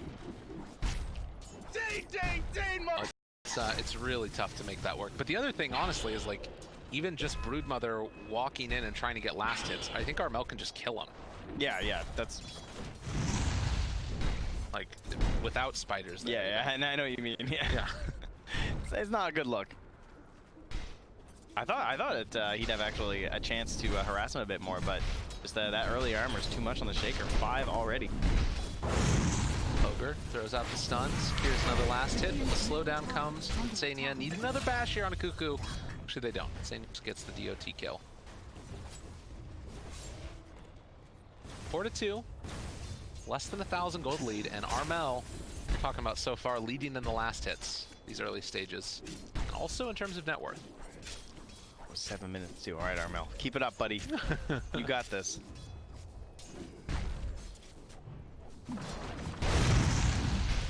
Look at that Cuckoo carrying the last hits. He's had a really good lane down here for an off laner that's solo against 2. Yeah, his last hits haven't been great, but neither the Sand Kings. Yeah. You know, he's constantly retreating. He's got a bit more kill involvement. So in terms of like the net worth, the Sand King is a little higher, like 300, 400 gold. But yeah, once again, just by himself, Cuckoo. Mickey making a rotation, he's coming top. We want to make this work, and Tims will go down. Oh man. He's going for the AM. This is a bold play. I don't know if they can get this. The counter spell in a second, possibly. As an answer to Boxy, the chase forward didn't have it up. He did have it up, but couldn't get it off, I guess, in time. And with that, the anti-mage gets punished. Yeah, really nicely done here. Perfect rotation. I mean, you so rarely get a big rotation like that in your first chrono. And this was, I was gonna say a triple, but Armel, What a guy. coming for the team, has the phase boost to get there in time. Meantime, Tims makes the rotation. They find the kill on Insania bottom. Good counterplay there from Tims. Just making that read. It's just like, okay, well, before you come stop, I'm gonna go down and get a freebie. Don't want that AA getting any free XP. Getting to that 6 as early as possible. Now Gabby's down bottom here. Leave the safe lane that is no longer safe and go instead onto Boxy. Got him caught out of mana, in a lot of trouble, and it looks like Boxy is going to go down, most likely. Gabby finds the finish. Last hit for him, and also looking like a tower. I like how Tims held the dust. He didn't instantly pop it, they just blinked on him. And then he just burrow striked and ran out because he was scared he was going to get stunned. They were going to dust him. Yeah. And Tims didn't like waste his 90 gold. So now he comes back, he still has problems. Whereas if they had popped that, right? Radiant structures You had an issue. Now he thinks there's a sentry there. He bought a sentry ward and bringing it down. That is not the case. Looks like it's just going to have to clean up the remnants of that bottom lane where they're about to finish it off for Gabby. No, Tims took it. How that work? Okay, sorry, we're mid lane now. Tims Gabby, we're fighting over a tower, I think. Look at the spider on me. I think that he is dead, maybe? Oh, Armel's moving in. Oh, give it to me. Oh, no. That was a lot of gold. Wow, so he actually just gets all those straight up from the totem and the fisher, eh? Well, no, it was the stroke of fate that also killed it off. Oh, that makes sense. I think Tim's is dead again. From the earth. He's a rough time on this Lesh rack. Not gonna lie. It's hard enough being a core Leshrac and living. Let around these support Leshracks. Oh, the fisher, not quite on the mark, but that's all right. I'll just dunk him. And they're just gonna go for the chrono. Around the Side. fisher. I don't know if they're gonna be able to find this kill. Looks like they will. No. Gabby not able to escape from that one. Armel's doing the math right now. Sam. Enchant in. Totem, Fisher in 2 seconds. Go the Come creep on play. and slam. Got him. Well played by Can you Armel. imagine if he'd have got that bash? That would have been crazy. Dude, Armel is having a really good game. Yeah, is he ever? Perfect choice here from TNC. Because it's like a lot of those other heroes that you normally pick against Broodmother, they don't provide the same level of team fight that an Earthshaker does. Like, Yeah, that's why the Kunk is always banned so early. Because Right. Kunk is the only one that can really do that. I mean, Tiny in a way, he's much more like pick-off oriented. Like Earthshaker is amazing way into the late game. I think, well, actually, I'm not sure what he's gonna do for his build. He currently has the Ags, or the Blink Q. I'm just curious about the Aghanim Scepter, because one thing about the Ags is that it's a... Was Mickey dead? Oh. Yes, he is. Oh, the split earth and the finish. Just the rotation. And I don't know, it feels like Alliance are just a little bit too cavalier with their movement around the map.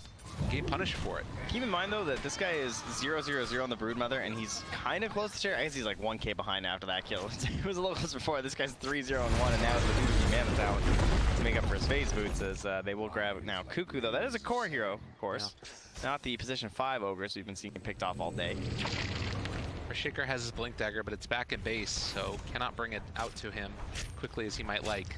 Nah, it doesn't have Echo anyway. Yeah, that's fair. Who cares? Insania, about to be level 6 once he finishes, or picks up the Tome, rather. I believe it's coming out on the Courier. Where are the spiders at? Did they get stroked or something? 'Cause there's no spiders. Might have been.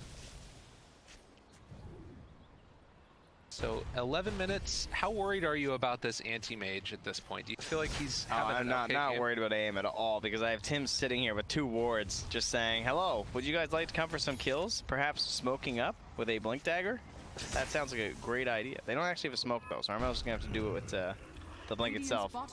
Fortunately, some of these Radiant heroes are moving away. Oh my god, they're trying to bait out Cuckoo, it looks like. Alright, jump in Chrono. They can defend against this if they wanted to. But with the Ice Blast coming in, it looks like Cuckoo is going to be punished. Thinking about the jump, Armel looking for his opening. He decides to go for the Willow. And, well, he gets that kill for sure. What was a almost 400 damage totem? Koikva does not want it. Oh god, look at that stroke of fate, man. Yeah, he is destroying this Broodmother. Every time I look at Koikva, he's lost his army. And suddenly, you've got AU who's the second or the third highest last hits in the game. 81. 81 last hits. Look how poor he is. Aww. He's the second lowest net worth. Man, spiders are terrible. They give no gold. I know, it's crazy. Ah. He kills them all again. Yeah, that was like 40 gold. He legitimately might end up most last hits in the game. Just because he could hit it from so far away. Yeah, I mean, there's no real counterplay for Koikva. You can't blame him that much. If he wants to pressure mid, it's not like you can see the Grimstroke at all. And there's his depression again. Thank you for showing it once more that he is the lowest net worth despite all these last hits. Yeah. So right now, Armel is really the playmaker on this team. Decided to go back now for an Aghanim Scepter, it looks like. Which is a little bit interesting again. I think it's just more that maneuverability is, looks like Cuckoo might be caught and gonna TP away. I thought this Ogre guy was unkilled. Cuckoo. He needed a multicast there. It's like 3 in a row. Come on now. Multicast. I guess, like, look where he's dying every time. The one time he gets chronoed, you can't really blame him for that. This time he's on the other side of the river. Yeah. True enough. Is Taiki dead? Think about it. Further. Yeah, not gonna try and chase. The Realm's max level too. AM about 600 gold away from his Battle Fury, roughly. 14-minute mark. Armel and Tims are up here looking for someone to show up, but Radiant get the scan. Mickey is out. Yeah. I realize what's going on. Mickey, Hand of Midas is the decision for the Void.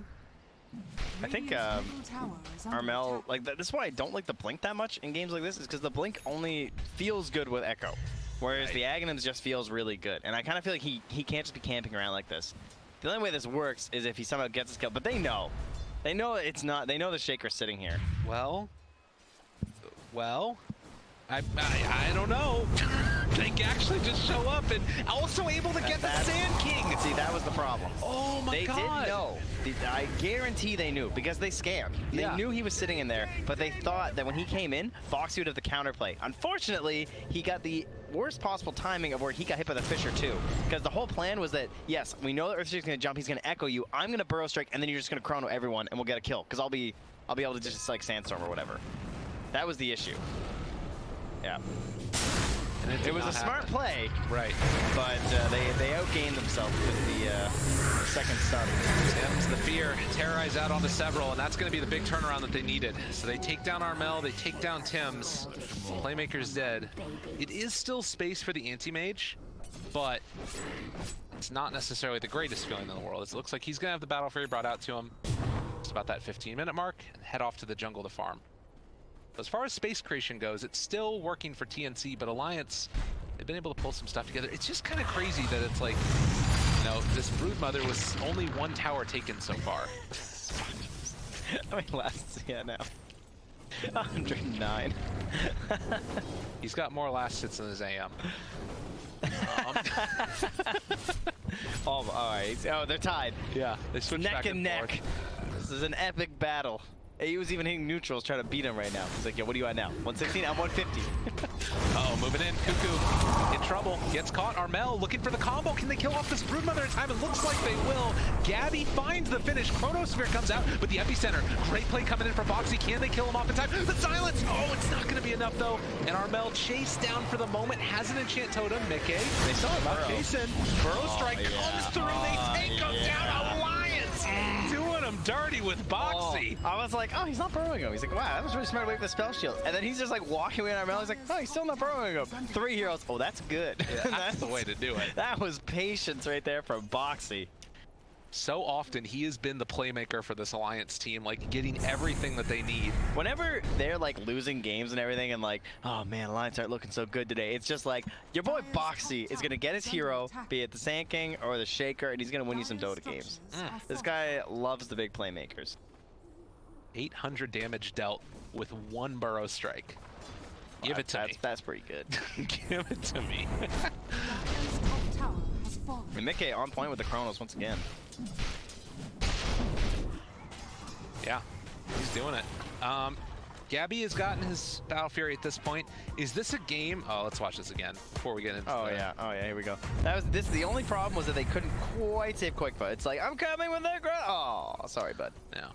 And Boxy being just outside of it. Yeah, like you said, great play by Mickey to get that Chronosphere without catching Boxy in it.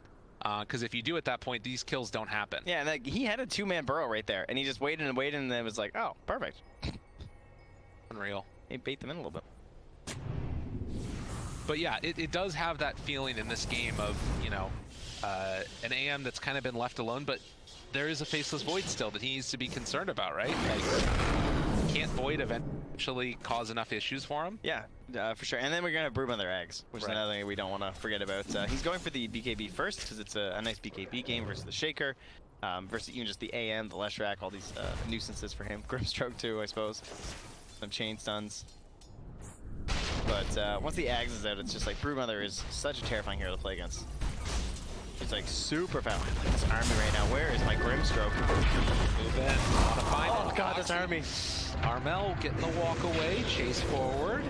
Phantom's Embrace used to make sure there's no follow-up stun, keeping AU alive. But that was Epicenter used. Dire's middle Didn't tower get the kill is onto under Armel. attack. He went for it. I was like, I want to let you to go for it earlier, but he's just like throwing strokes of fate into the trees over here trying to find the spiders. Yeah. He's just chucking them blind. Ooh. It's only 5 seconds CD, man. That's so low. Oh, Boxy's out of mana though. Boxy's dead, I think. Yeah, then I'm not even gonna waste the dunk. Oh no, they did use. Oh, the they dunk. used the other dunk. Yeah. Yeah, I guess I can't say dunk when there's actually a Shaker in the game. I guess just a little bit concerned about him burrow striking away there, so they made sure they had the full Radiant's chain middle stun. tower is under attack. Had a little bit of vision loss there for a moment. Oh, do they have a sentry? I don't think they had a sentry on him either. Oh, okay. Radiant sentries. Yeah, that's why he went for it. Oh, that was quick. Tigers got blown up. Was that a kill? Was he hitting neutrals and that's what killed him? The cleave from the AM? I'm not sure. I think it was the Echo Slam. Oh, okay. wasn't He it? actually finished it that way. Okay. Big circle there from Insania saying, let's go. My thanks. But that is 2 dead at the same time, and it looks like TNC are the ones that want to make the move themselves. A bit of a weird smoke going like this without the Echo Slam.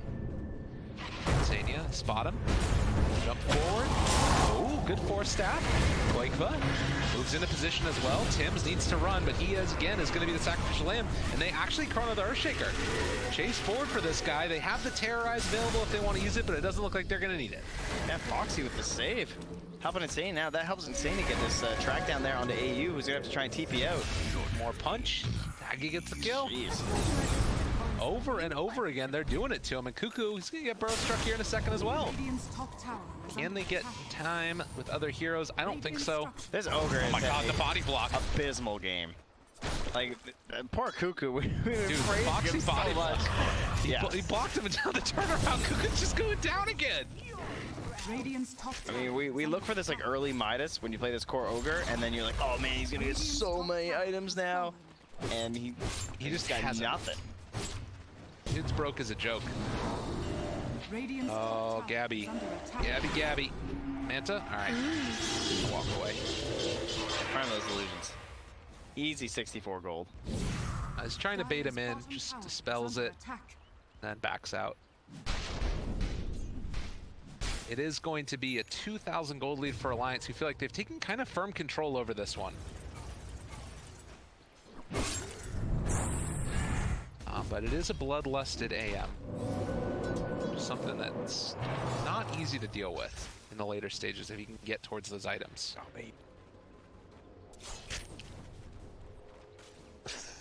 Hide behind the trees. Just try and steal away from his aim instead. I see how it is. Are they smoking? This looks like a TNC smoke here. Is that Tim's dances on the stairs? Do we have a smoke? Got one in the backpack from AU, but nope. They're gonna move in and let AM finish off some Ancients. I think Roche is just on the menu here for Alliance. Kind of surprised they haven't made their way there quite yet. I guess because the Broodmother doesn't have... well, she has the Medallion, so yeah. I didn't finish the Solar, but still obviously quite good. Right. I'm going for the Scotty next on the Anti-Mage. A little surprised by that. I thought that he might just go for like the immediate basher and try and like jump the void or something. He's trying to live Chrono. That's the Okay. only problem. He's just resigning himself to getting Chronoed, I think. Okay. Quick was so slow when he's out of open. Where's my Ags? You know, something that we didn't really mention all that much was when people were looking at the core Ogre build, like sometimes it was going along the lines of a Dagon or any of those things, and you combo that together later on with the Grimstroke. That could be pretty cool if he goes for some more of those, like a Hex or something like that, the double control type of plays. Wow, that's just wild. Right? You know how those multiply. I know that when you do a multicast, it's a separate instance. So I guess theoretically it's a separate instance, right? Yeah. So it'll be like 8 Dagons. Yeah. Good Yules. And Taiga ended up hitting himself. Well, that's what happens when you play against Anti-Mage. Yeah. Get bopped. They pretty much need Armel to use Echo Slam, and then I think they're going to head in towards the Roche pick. Because once the Echo's down, they can definitely just Roche from the side of Alliance, and I don't think there's too much to worry about. Although with the Aghanim Scepter, he's more valuable than just Echo at this point now. Yeah. Well, and also the Aghanim Scepter on the Brood means that they have to be kind of wary about moving anywhere because you could just lose a tower so quickly. And Brood is level 20 now. You know, that extra spider attack damage, they're going to take down buildings very rapidly. And Alliance is just keeping themselves around the pits, or like at least scanning there too to keep an eye on what teams are up to rather. But not moving too far on the map. Mickey, they think that they're actually smoking in towards Koikva, I believe, because they're guarding him from the tree line. And now it seems like they're going to smoke. At least that's what they're, yeah, they got 2 smokes on Insania. So they're going to smoke behind Koikva, leave him revealed. And our big initiator, of course, will be that Void. And Armel is here, prepped for popping smokes. For that Mickey chrono. knows. He's walking through, maybe. They see that he's in the trees. All right, they triangulated. All right, they figured it out. And Armel, they spot him. In some trouble, though. He goes down. That was really nice. The way that Mickey just stopped moving, right? Yeah. When his smoke popped, he just waited, and then Boxy went up, and his smoke popped, and they're like, okay, guys, he's in there. And he just like slowly crept their way in there. And well, I said they had to wait for the Echo Slam to be down, The other thing you can do is just kill the Earthshaker. Why not? That'll put you into the Roach Pit. Oh, good ward takeaway there too. So now they don't even have that vision around the pit there, but they should realize that Roche is being taken. And I think they're aware they can't do anything. I'm just gonna go and try and get some split push working. Wait, Ayu? He's out real far. And Ayu's just gonna die, it looks like. Gets the silence off to 2, but that's not doing anything. And now I'm gonna have Gurmulti for the potential fight that could come. I guess they probably, is this just gonna be a farming Aegis for Alliance? No, I don't think so. I think this is a Broodmother and get super aggressive Aegis, and it just force AM to play like all this at best, but mostly it'll be like Alliance should get this whole part of the map there. That's a lot of the map. That's the power of the Broodmother. You get to cover 75% of it with your spider web or with your webs once it's complete, and I think it's on the courier. It's actually done. So here we go. 15 web charges all of a sudden. How is that for you? That's a lot. Yeah, and so the other bonuses from the Aghanim Scepter here is I'll bring every. You get movement speed cap is removed, you get faster movement speed, and you get way more webs. So he's currently 563. Yeah, they just He's just hasty. jetting around there. Yeah. Doesn't even have boots. No. Are scanning. Not needed. Alright, Gabby pushing down bottom, gonna get some split push working. As much as Brood is amazing at going for split push, so too is the anti-mage. Oh, bash, bash, bash. Oh, he got it. He didn't go Scepter Oh, he has first. the ghost too, and he's like, Yeah, that's unfortunate. Ooh, he's doing a lot of damage to that Void. But yeah, Void does eventually manage to find that kill. Although, oh, the plays! The Void! He took too much damage! They just blow him up! whoops. Wasn't shocked. Didn't expect that one. That worked out really well for them. And That's now, amazing. Yeah, Alliance are still playing a little aggressively there. All that just damage from the Leshrac. It's like, oh, that's poor Leshrac. Finish out. Okay. Yep, I'll tell you, the spider damage is so ridiculous. And now walking forward, they need to be careful. The fissure comes out. The fear, though, the turnaround play is coming with the Enchant Totem. Quakefa tries to chase forward for more. Boxy able to find that stun, but it's not going to be enough as they throw out the Mana Void. Armel waiting to pop that Shrine till the Ice Blast. Oh, excuse me. Gabby just walks away as well. So they're fine.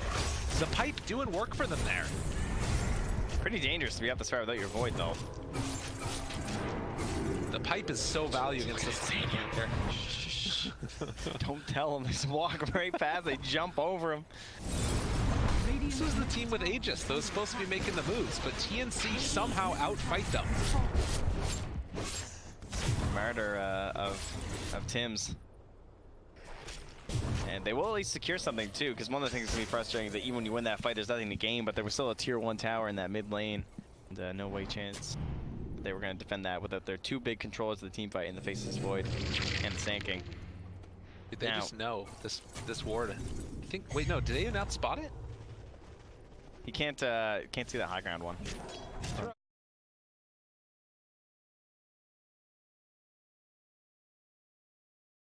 Strange. But the good vision in the area there by TNC to place the ward up on the high ground that is going to spot all of this movement. Alliance, if they step over a little bit further to the right. Mickey, Chronosphere is available. Who do they find? Good old Cuckoo. He's recovering. Oh, God. Speaking of recover, all right, we're good. I'm going to get a Force Staff now, guys. Don't worry about it. All of their vision right now for TNC is just so good. Like, they see all of the Alliance right now. God. Nope, there's one good D ward though from Insania. Dire structures are fortified. Investment made back 1.0 times. Perfect. Well, Money. Brett. Yeah, it's perfect. I see. The money one. I got like it. that. It's good. Is under attack. Found some combos. Tim's again. He's like, all right, you want to play this game? How do you know my friends are looking again? Right. Well, they have an idea, and Sims is going to die, but meanwhile, off to the side, Gabby has found Insania. They get the Chronosphere off, but is it going to be enough? The jump forward, they find the stun, follow-up coming as the Grimstroke shows up. Mickey trying to run away, but Gabby just blinks out. Quick of a find. He's coming. He's taking a lot of damage, but he has another blink, and it's that long range. He Cuckoo fell off the web, too. chased. Seeing if he can make this happen. He still has the Aegis. And Armel shows up. All the spiders doing a nice bit of damage. He has Echo Slam available, but Armel does not want to take that chance. Scanning. Yeah, Gabby's just too low to re-engage there. Even with the BKB and the ulti, he says, no thank you. The scan hit, but now no longer. Yeah, Armel has the Blink Dagger too. Oh, Tiger the Yules. Yeah, and the root, they've got him caught. His root's going to wear off in a second. Might be able to jump away. The Echo almost goes for it all, but it wasn't enough. Man, if he got that Fisher off, Tiger was done. Yeah.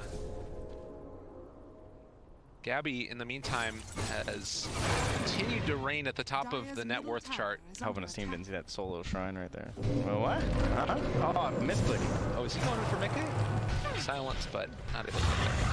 It was a nice attempt, but AU looks like he might pay the price. As Quakeba gets that kill. Chase Ford looking for more. Oh, strike to turn it in trouble. Gabby goes down. Man, that was all for an attempt on an AA and instantly tipped by Mickey saying, boy, what are you doing? Get off my support. And still alive again. Find another kill. Alliance stomping over to them. That was the BKB 10-second unused by Gabby. That forces now into potentially a high ground push from Alliance. Dire's middle tower is under attack. And as good as the Earthshaker was in the laning matchup, I think the combination of both the Blink Dagger, I think he needed the Ags first, but I see kind of why he didn't go Ags first, because if he went Ags first, like who plays with him when he's jumping around? It would have to be really well executed. Yeah. But I think that's what they had to do. I think the Blink was like, you're just all in on the Echo. Right. Whereas with the Aghanims, you can just like chase and continue, and like you're setting up the stun for the Leshrac and the Grimstruggle both playing with you, and you're using the Inkswell to like chase down with Enchant Totem. Like that's the kind of gameplay you needed. But it might have been because Kuku was so far behind that he felt like they just had to go for like the Gorilla style, where it's just like one and done with the Echo Slams. But one kill every 2 minutes is not going to be enough at that point in the game to slow down a Broodmother draft, where the Quick was just. I mean, he's 10-1-4.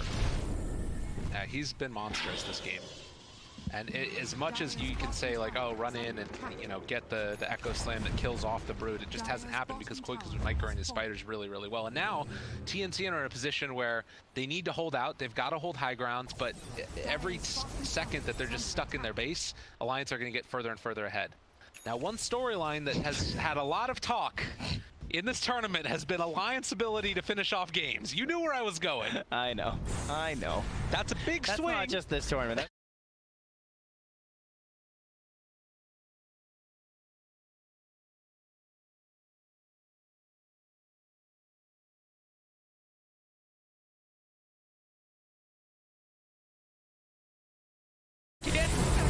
Comedy shootout isn't enough. It's not enough. The BKB is out for that Faceless Void. Can they kill him off in time? It looks like the Ogre is also going to die. TNC gets spanked. Yeah, 80 seconds now with no anti-mage. The mid laner axe already gone.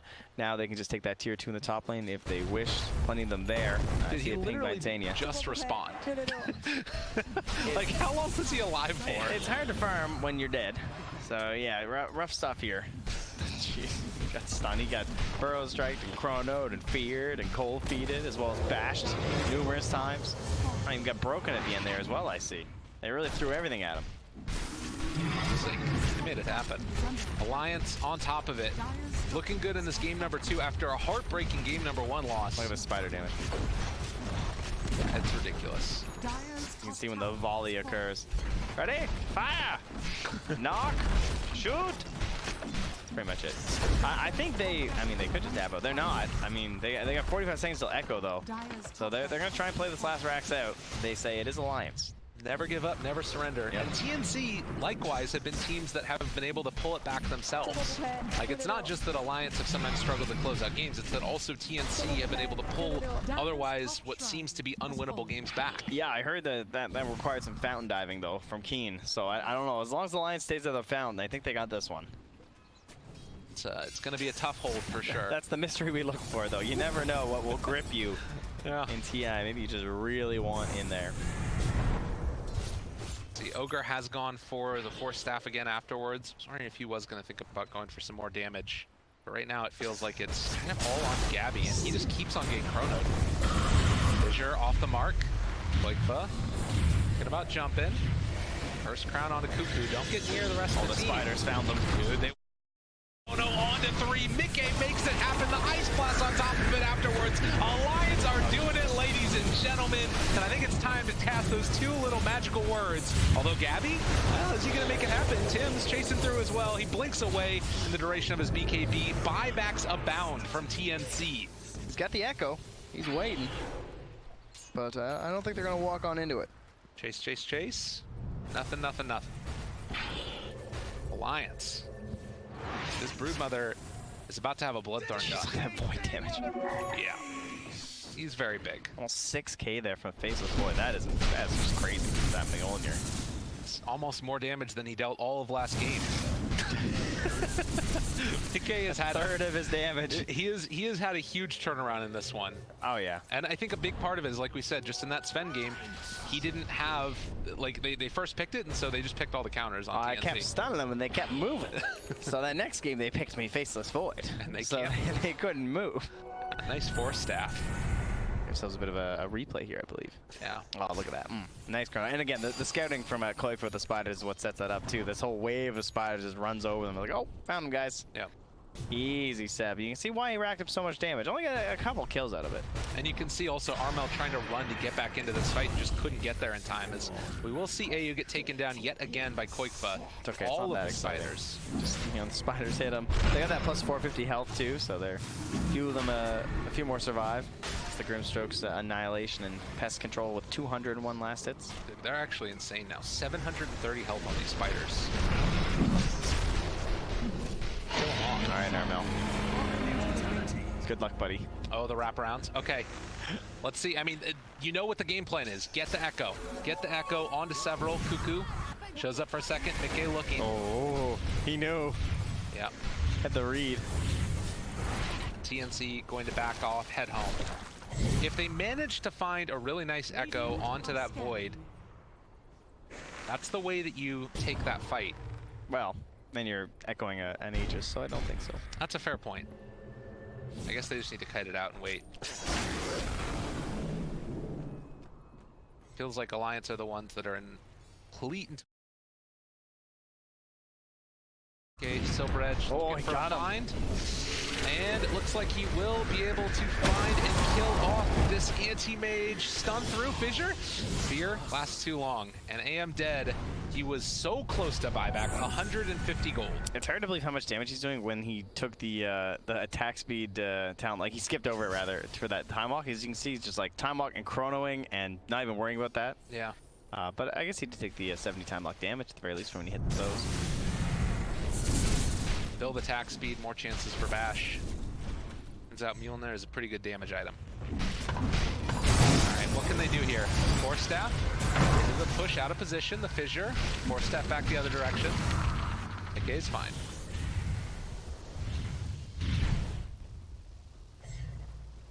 With that, AM able to get buyback again. So he was able to somehow scrape and get himself buyback.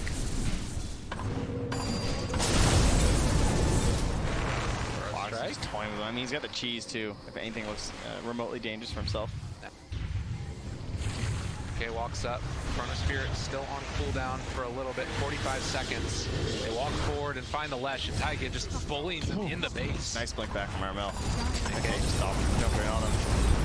Cave in very low. Who's gonna walk forward? Fire Blast to start this off. Triple multicast. They buy back on the AM. Looks like that's going to be about it for there. Aegis still 2.5 minutes left before it's going to be reclaimed. They're very happy that they did not lose that Aegis. Cause he got pretty low. If you lose that Aegis without the Echo Slam, that does again open the door ever so slightly to the side of TNC. But now he's just regenerating back up there in the jungle a little bit and coming back in. Wants to try and make something happen here with Aegis. Chronosphere is back up at 5. Kloik was just like, zoom. I'll be there soon, guys. Now Burrow Strike onto Cuckoo. Rooted, chased. Has a Force Staff, but he's still stunned for a little while now. There's no buyback. He's just dead. They can't do it. Going low ground. He's trying to create an opportunity, right? For Armel. They just didn't see it. Now with Chrono up, they can just jump on Gabby if they want to. It's still a long time until the Aegis is going to be reclaimed. Boxy walking forward, decide to force onto him. Mickey can jump forward if they want. Chronosphere connect immediately onto both of them. This is those going two to be together? GG is called, and that'll do it. Ladies and gentlemen, Alliance pull it back. I could sense. Able to go 1-1 against Told TNC. you in game one. It was not over. Alliance were gonna look way better next game. Yeah. And they certainly did, man. That Brood Mother was relentless. They did not wait for the 10th pick. They're like, we're taking this 8th. Take 2 more heroes. We don't care. I mean, it was a really good Brood game, right? Like, at that point in time, they had picked, what was it, Ogre first, and then Indalesh, so they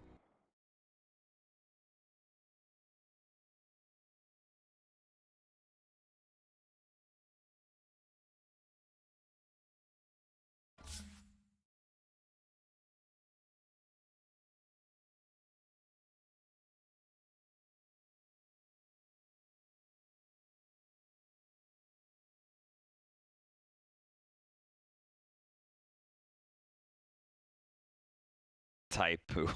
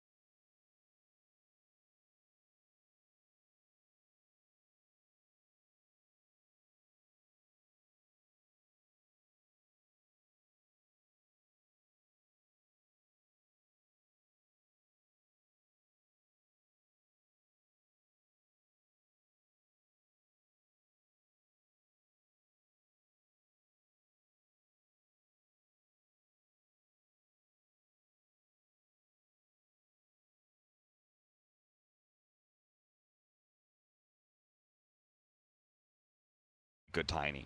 It's over. Schofield is honestly one of the fours that I enjoy playing with the most.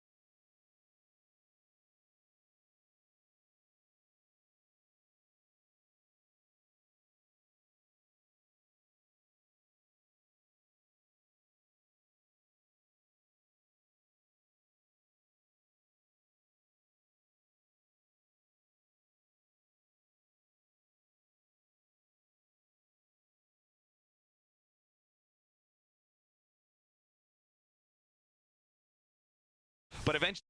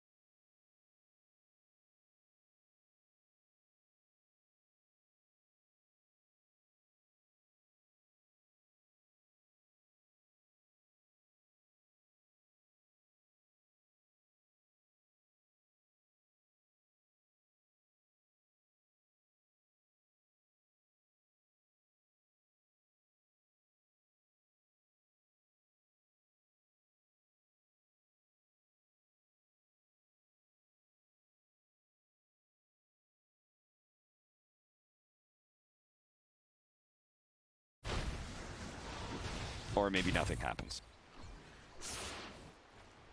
That Secret Shot play is kind of cute. It's a little risky, but it probably gets your bottle to you like 10 seconds faster. It is pretty nice. 10 seconds. 3, 4. I mean, does it really save that much time? I don't think so, dude. Maybe it's 2 seconds faster. Is it? Dude, they probably timed it out. Okay. We'll time it out. We'll time it out. Oh no, you don't want to do this, we're in Storm. Dota. Okay. He needs his bottle refilled. And Schofield's the man to do it. Because Schofield's like, I'm down to just roam around the map. That's what I like doing. He's fine now. Once he got that CS. And he's out CSing him right now. The regen fight wasn't going great, but especially with the Tiny TPing in, he's okay now. Or I think Storm versus Invoker though is relatively fine. Well done, I guess. And Chris Luck is just whomping on Ori. I don't think you should ever kill him, but like he is beating him in CS.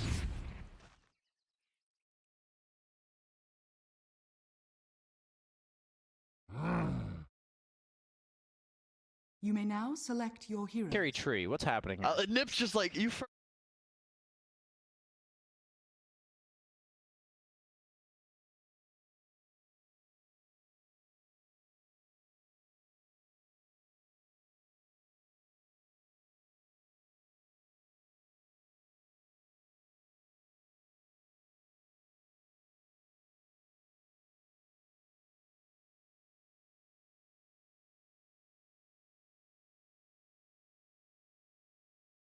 Shadow Demon. It's 5, 3, 1, 4, 2. Okay. I can see that. It's Jarex is going to be the... Okay, so I'm already wrong. Seb on Axe. Ana Io? No tail. All right. What the hell? It's an Ana. Okay, I got 1 out of 5. I got 1 out of 5. Oh, what did they change about the talent? Because what was it? What's his new 15? isn't it something really good, but it's not Ags, so it's not as good when it's BSJ, he's rubbing his head. He knows what it is. I know that you have the ball damage, or the Ags is really nice, and then there's just the hero damage. Yeah, it's the same. So, but you get the Ags, which gives you the balls that always are alive. No, but it's the isn't it the 45 damage at 10? It's pretty good. That was always there. That was always there. It was actually more before. Yeah, I think it was used. like I think, yeah, I think it used to be like 60. I am hyped for this. Boys. No. They have the level 25 attack tethered ally target, and they're gonna double focus fire somebody. Oh, think about it. Think about it. That's Galaxy Brain BSJ. I mean, it sounds good. Are you gonna? You ever see a lot of stuns? I'm just looking at NIP's draft, right? And you've got Sand King, Elder Titan, Moran. That's a lot of stuns, right? Yes. Like, look, let's be real, folks. Looking at the drafts. Yeah. We gotta favor one team. I mean, dude, OG looks really good, but I'm just going with stuns. I'm a stun guy. I think NIP with the stuns. You just got stuns, right? It's a lot easier to execute, I think. If it's anyone else but the TI winners, That's you're the like, thing. yo, Yeah. what are you guys doing right now? This looks like the Serenity or whatever draft from like 2 years ago with the Blink Dagon Quap. Like I'm like looking at that was last year. Was it last year? Yeah, Well, that okay. was. Either way, I'm like, what is going on? And I'm gonna favor OG's draft because I don't understand a lick of what's going on with that draft. Well, and I have to believe that NIP doesn't either. Wait, can you go over all the talents of these OG heroes for me? I just want the talents. Shadow Demon scales pretty hard. No, okay, let me see Tree real fast. You'd like to see Tree, yes, sir. Is there 90 damage at 15? I'm trying to see if there's some like crazy steroid we're missing. And we probably are. There has to be. Let's see. Axe. No damage talents. My fear is that if the OG line, if it wasn't a Wind Ranger, I would feel more confident. But because it is a Wind Ranger, playing against like Bat and Slark and ET, like all the stuns to your point, I just feel like it's gonna have a hard time staying alive. And OG thus will have a hard time playing around Thompson. Also, we've got the Eternal Envy on Thompson going middle with Bassi first. Are we going to see some Toglage, you think, or is it just for the damage and the mana regen? I'd love to see some toggles, man. I feel you get into your own head when you do that. I really do. Soxa, he's going to break down all the trees on the board, that's the next level player right there. Yeah, look at Jarek's like, no, what are you doing? Come back, I need my level 15 talent. Doesn't need to be careful, though, with that Orb of Venom on Tree. 91 base damage. It's a lot. Yep. We'll make it down. Looks like we got a rotation down. Peter's here as well as Ace. He's already leveled guys on trees, so like he's kind of just sad that those trees are gone right now. Seb. Up against a lot PPG. of regen on Seb. They're just playing this lane like bullies bottom. They are not leaving. They're going to trade and just try and force Ace into a super tough position. So this is a support bat, by the way, if we didn't already comment on that. This is a mid Marana. So both teams kind of mixing it up with the last pick support Batrider. It is obviously a very good Batrider game. Nobody can cleanse the sticky napalm in the laning stage. So whatever lane he goes to should like pose difficulty for OG. He is breaking down. He's just breaking down trees. 99%. I guess, you know, he doesn't have sticky, but he'll have Smokey a the level 2. Bear, not happy. I think that's a better play though under the circumstances. Yeah. No, I'm not flaming it. It's just like because I believe you do lose this lane 2v3 if Tree's able to play within the. It's too much damage. They do have a sentry on ET, so there's going to be a little of that sentry battle going on. And you just pretty much, you only have to keep that sentry on the right side now, right? With the trees down, so it's a lot easier for him. Well, they're going to try to do some creep cutting back here. It is Seb, but he is with PBD and Soxa, who doesn't have sticky, but does have the Firefly. Doesn't do that much damage. Look at this, just going to fly over. Can TP out? Well, he can't now. He's just dead. Oh yeah, Peter kept the stacks. He refreshed his own buff so that he'll still have that high damage thanks to the creep. He's taking it. Peter's like, that's mine. And, well, they will have a double creep wave coming their way, but first blood going the way of Peter. Early boots on a 5 position, probably pretty nice. He did force a double wave though, so definitely worth his death considering he did grab both supports as well, but I don't think it'd be a troubling off lane. But keep in mind, this is a Sand King all by himself up top. And Wisp Shadow Demon is not easy for him. Double range, you know they're always going to have sentries down, can't really count. You have a sentry yourself, so we'll see if Anna tries to pull the creeps out of this. Like it. And there's a TP top now. From the Elder Titan with boots. He queued up the Helmet of the Dominator and carry whip. I'm definitely quite fascinated to see where he goes with carry whip. Yeah, I mean, you get his move speed. Yep, you get the 420, I believe it is. Yeah. The big advantage, not need boots to play your game. Yeah. It's a lot of gold saved for more damage. Clearly. Is it just Helmdom Ags, you think? Like, is he just going to go the Ags? Is that the only way to play carry Wisp? Armlet, maybe? I haven't seen. I'm not even going to say. Yeah. Armlet would be dope. Let's not pretend we have any idea. Yeah. So middle lane, the only thing we haven't talked about right now, it is going to be 5-0 on Fada, Wind Ranger 8-3. Thompson have a pretty good time. Will be a bot. Oh, and guess what, BSJ, your favorite. Oh, the 2-minute DD. 2-minute DD. You go back middle on Fada, he is not going to have fun. It's a tough matchup because Thompson can trade so effectively. He's already got the 2 points in win run. You just smack him in the face. There's actually Fada. He is not. Oh, he happy got with it. this. Okay. No, Fada was good there. He got all those CS. Very nice. Uses the arrow to secure the range. DD Schmid. Here we Could've go. said it better myself. They're going to put him under. Will they be able to find this young man? It's going to be PPD trying to run away. 4 stacks of poison. It will be a 5th, barely on the side. He will just run away. Has a healing salve over here. Stunned creep. Sand King will hit 3. Batrider's owning these 2 melee heroes bottom. Like, he's just single-handedly zoning them. Now the lane's pushing back to Slark, who has the 2 points in Essence Shift. I have to believe that Slark's pretty much going to free farm for a while and could easily take over this game because they, at the end of the day, do lack damage to kill him in the early to mid game. Credit to PBD because the bat was the perfect 22. Gonna put him under. Still not level 2 on the Elder Titan, so only has the Spirit. 33 does have a level 1 stun. Will he be able to catch up? I think Peter's gonna try to body block him. No, he's just gonna go for the kill, I think. No, there's the stun, and Peter's gonna give it to 33. He was thinking about it. We all do. He wanted it. Yeah, we all do. He's like, okay, I got first blood. I'm already good. Anna will just continue farm up here. Get a TP on him. And if you are just tuning in, no, you're not crazy. It is an Anna IO on the carry. Seb Axe, iconic by this point, Thompson win rate. It's combos we're used to. I don't believe that alone proves we're not crazy, Grant. That's true. I mean, we're definitely crazy. Yeah, but okay. That's not the reason. You're not crazy for us, for thinking you're hearing us say that, yeah. Is he gonna die? No, looks like he will make it out barely. 1 or 2 more attacks was needed, but Axe still cutting the creep wave, only gets 1. Top lane. Trying to pull creep waves, but 33 and Peter keeping it by them. There's a lot of CS. So it seems like middle actually is going pretty even, surprisingly. Besides the denies, there's 6 denies. Who knows how many of those are range creeps, but 2 pushing in. So when does each team really want to make their first move? Is it just like a middle rotating to get that tier 1 tower we normally see, or is there going to be some crazier, you think? I legitimately have no idea what any of OG's timings are. I mean, yeah. I mean, it's true. I've never seen this. Yeah, with Slark, I feel like you're going to go like the phase drums, diffusal, potentially a Midas if you feel like after the drums, you know, you want to be able to scale better and you're able to fight anyways. But I think Slark's perfectly content just chilling bottom for a long time. I think Mirana is just gonna make opportunistic plays. They don't really have tower push on in IP. I will say though, Ace is gonna need to carry this game. I could definitely see this OG lineup hitting a point in the mid game, like 15 minutes in, where none of them die. And this NIP lineup, they've got a hard commit to find kills. You know, Sand King, Bat, Slark, ET, they all have to get up close and personal if they want to deal damage. They catch a taunt or a shackle and all of a sudden a root. Like, there's so much disable and AoE lockdown on OG's side that threat. Does feel the experience. Sox is still only level 2. I don't know. Has he just been following? I assume he's just been following the axe around here, not getting much out of it. But the Slark's free farming, which you're super happy with, obviously.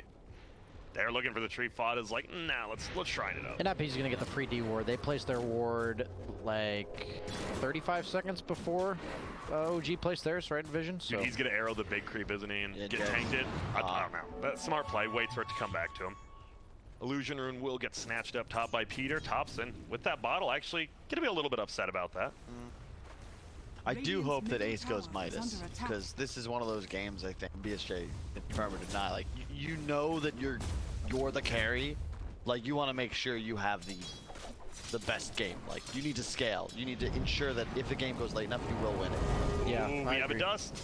Jarex will get spotted out right here. Ace, give me that +1 agility. He's waiting for it. Doesn't want to use his leap quite yet. Missed it. Looks like he will be fine, and he didn't hit him, get so he didn't get the ult. You have to hit him once. not the biggest deal, but you'd like it. Like It's actually kind of adds up, to be honest. Like, you notice if you get like 5 or 6 of them, that's pretty significant. Oh, Peter, is he getting surrounded right here? He's trying to just disrupt all these stat camps. And it looks like he's just farming these 3. They're going to move over. Will they be able to find Peter? He's only level 3, but there's going to be the ulti. They make it uphill.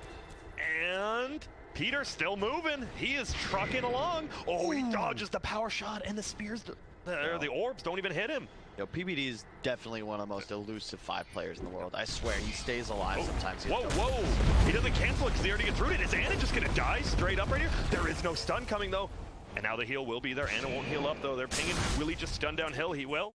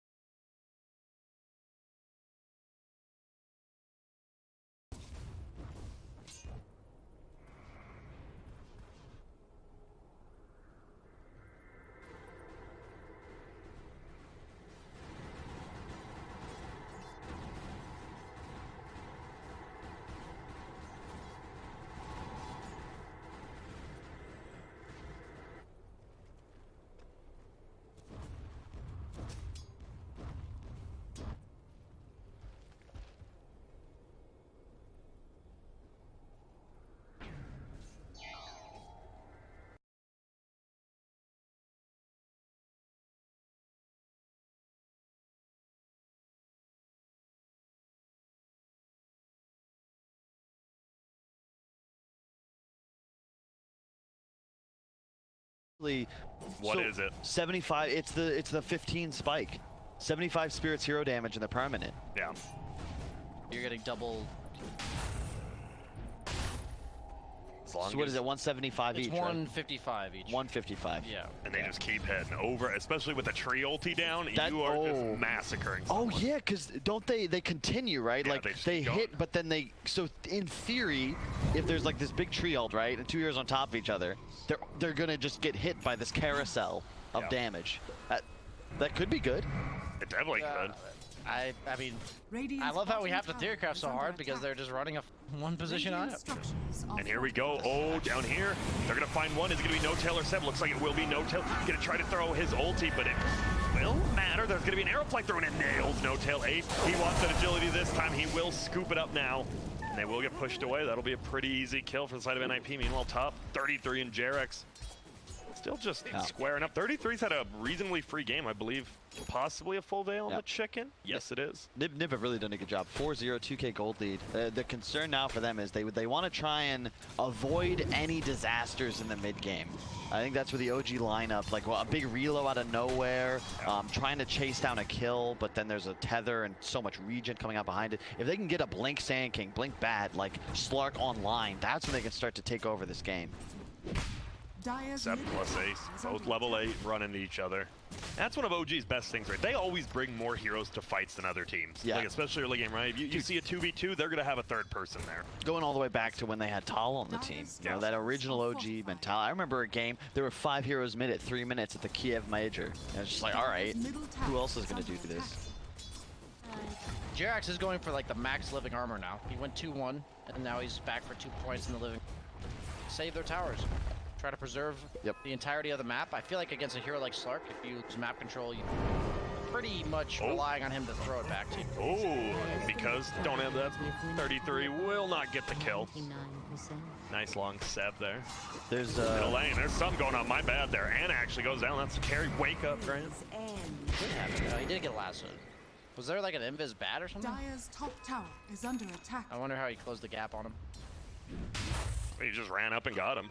Yeah, I think that was a good point you made, Grant, because if you look at the tree armor against the enemy heroes, specifically Slark Bat, Sand King, not so good, but if you can keep towers alive, in theory, you know, Slark really doesn't take over the game the same way if he's got all 3 enemy tier 1s still standing.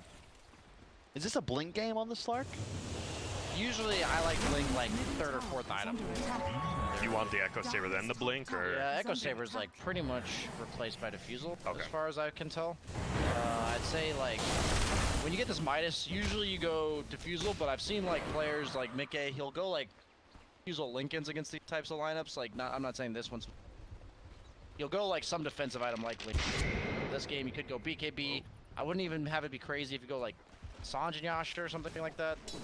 Just an overall... Status resist is cool here.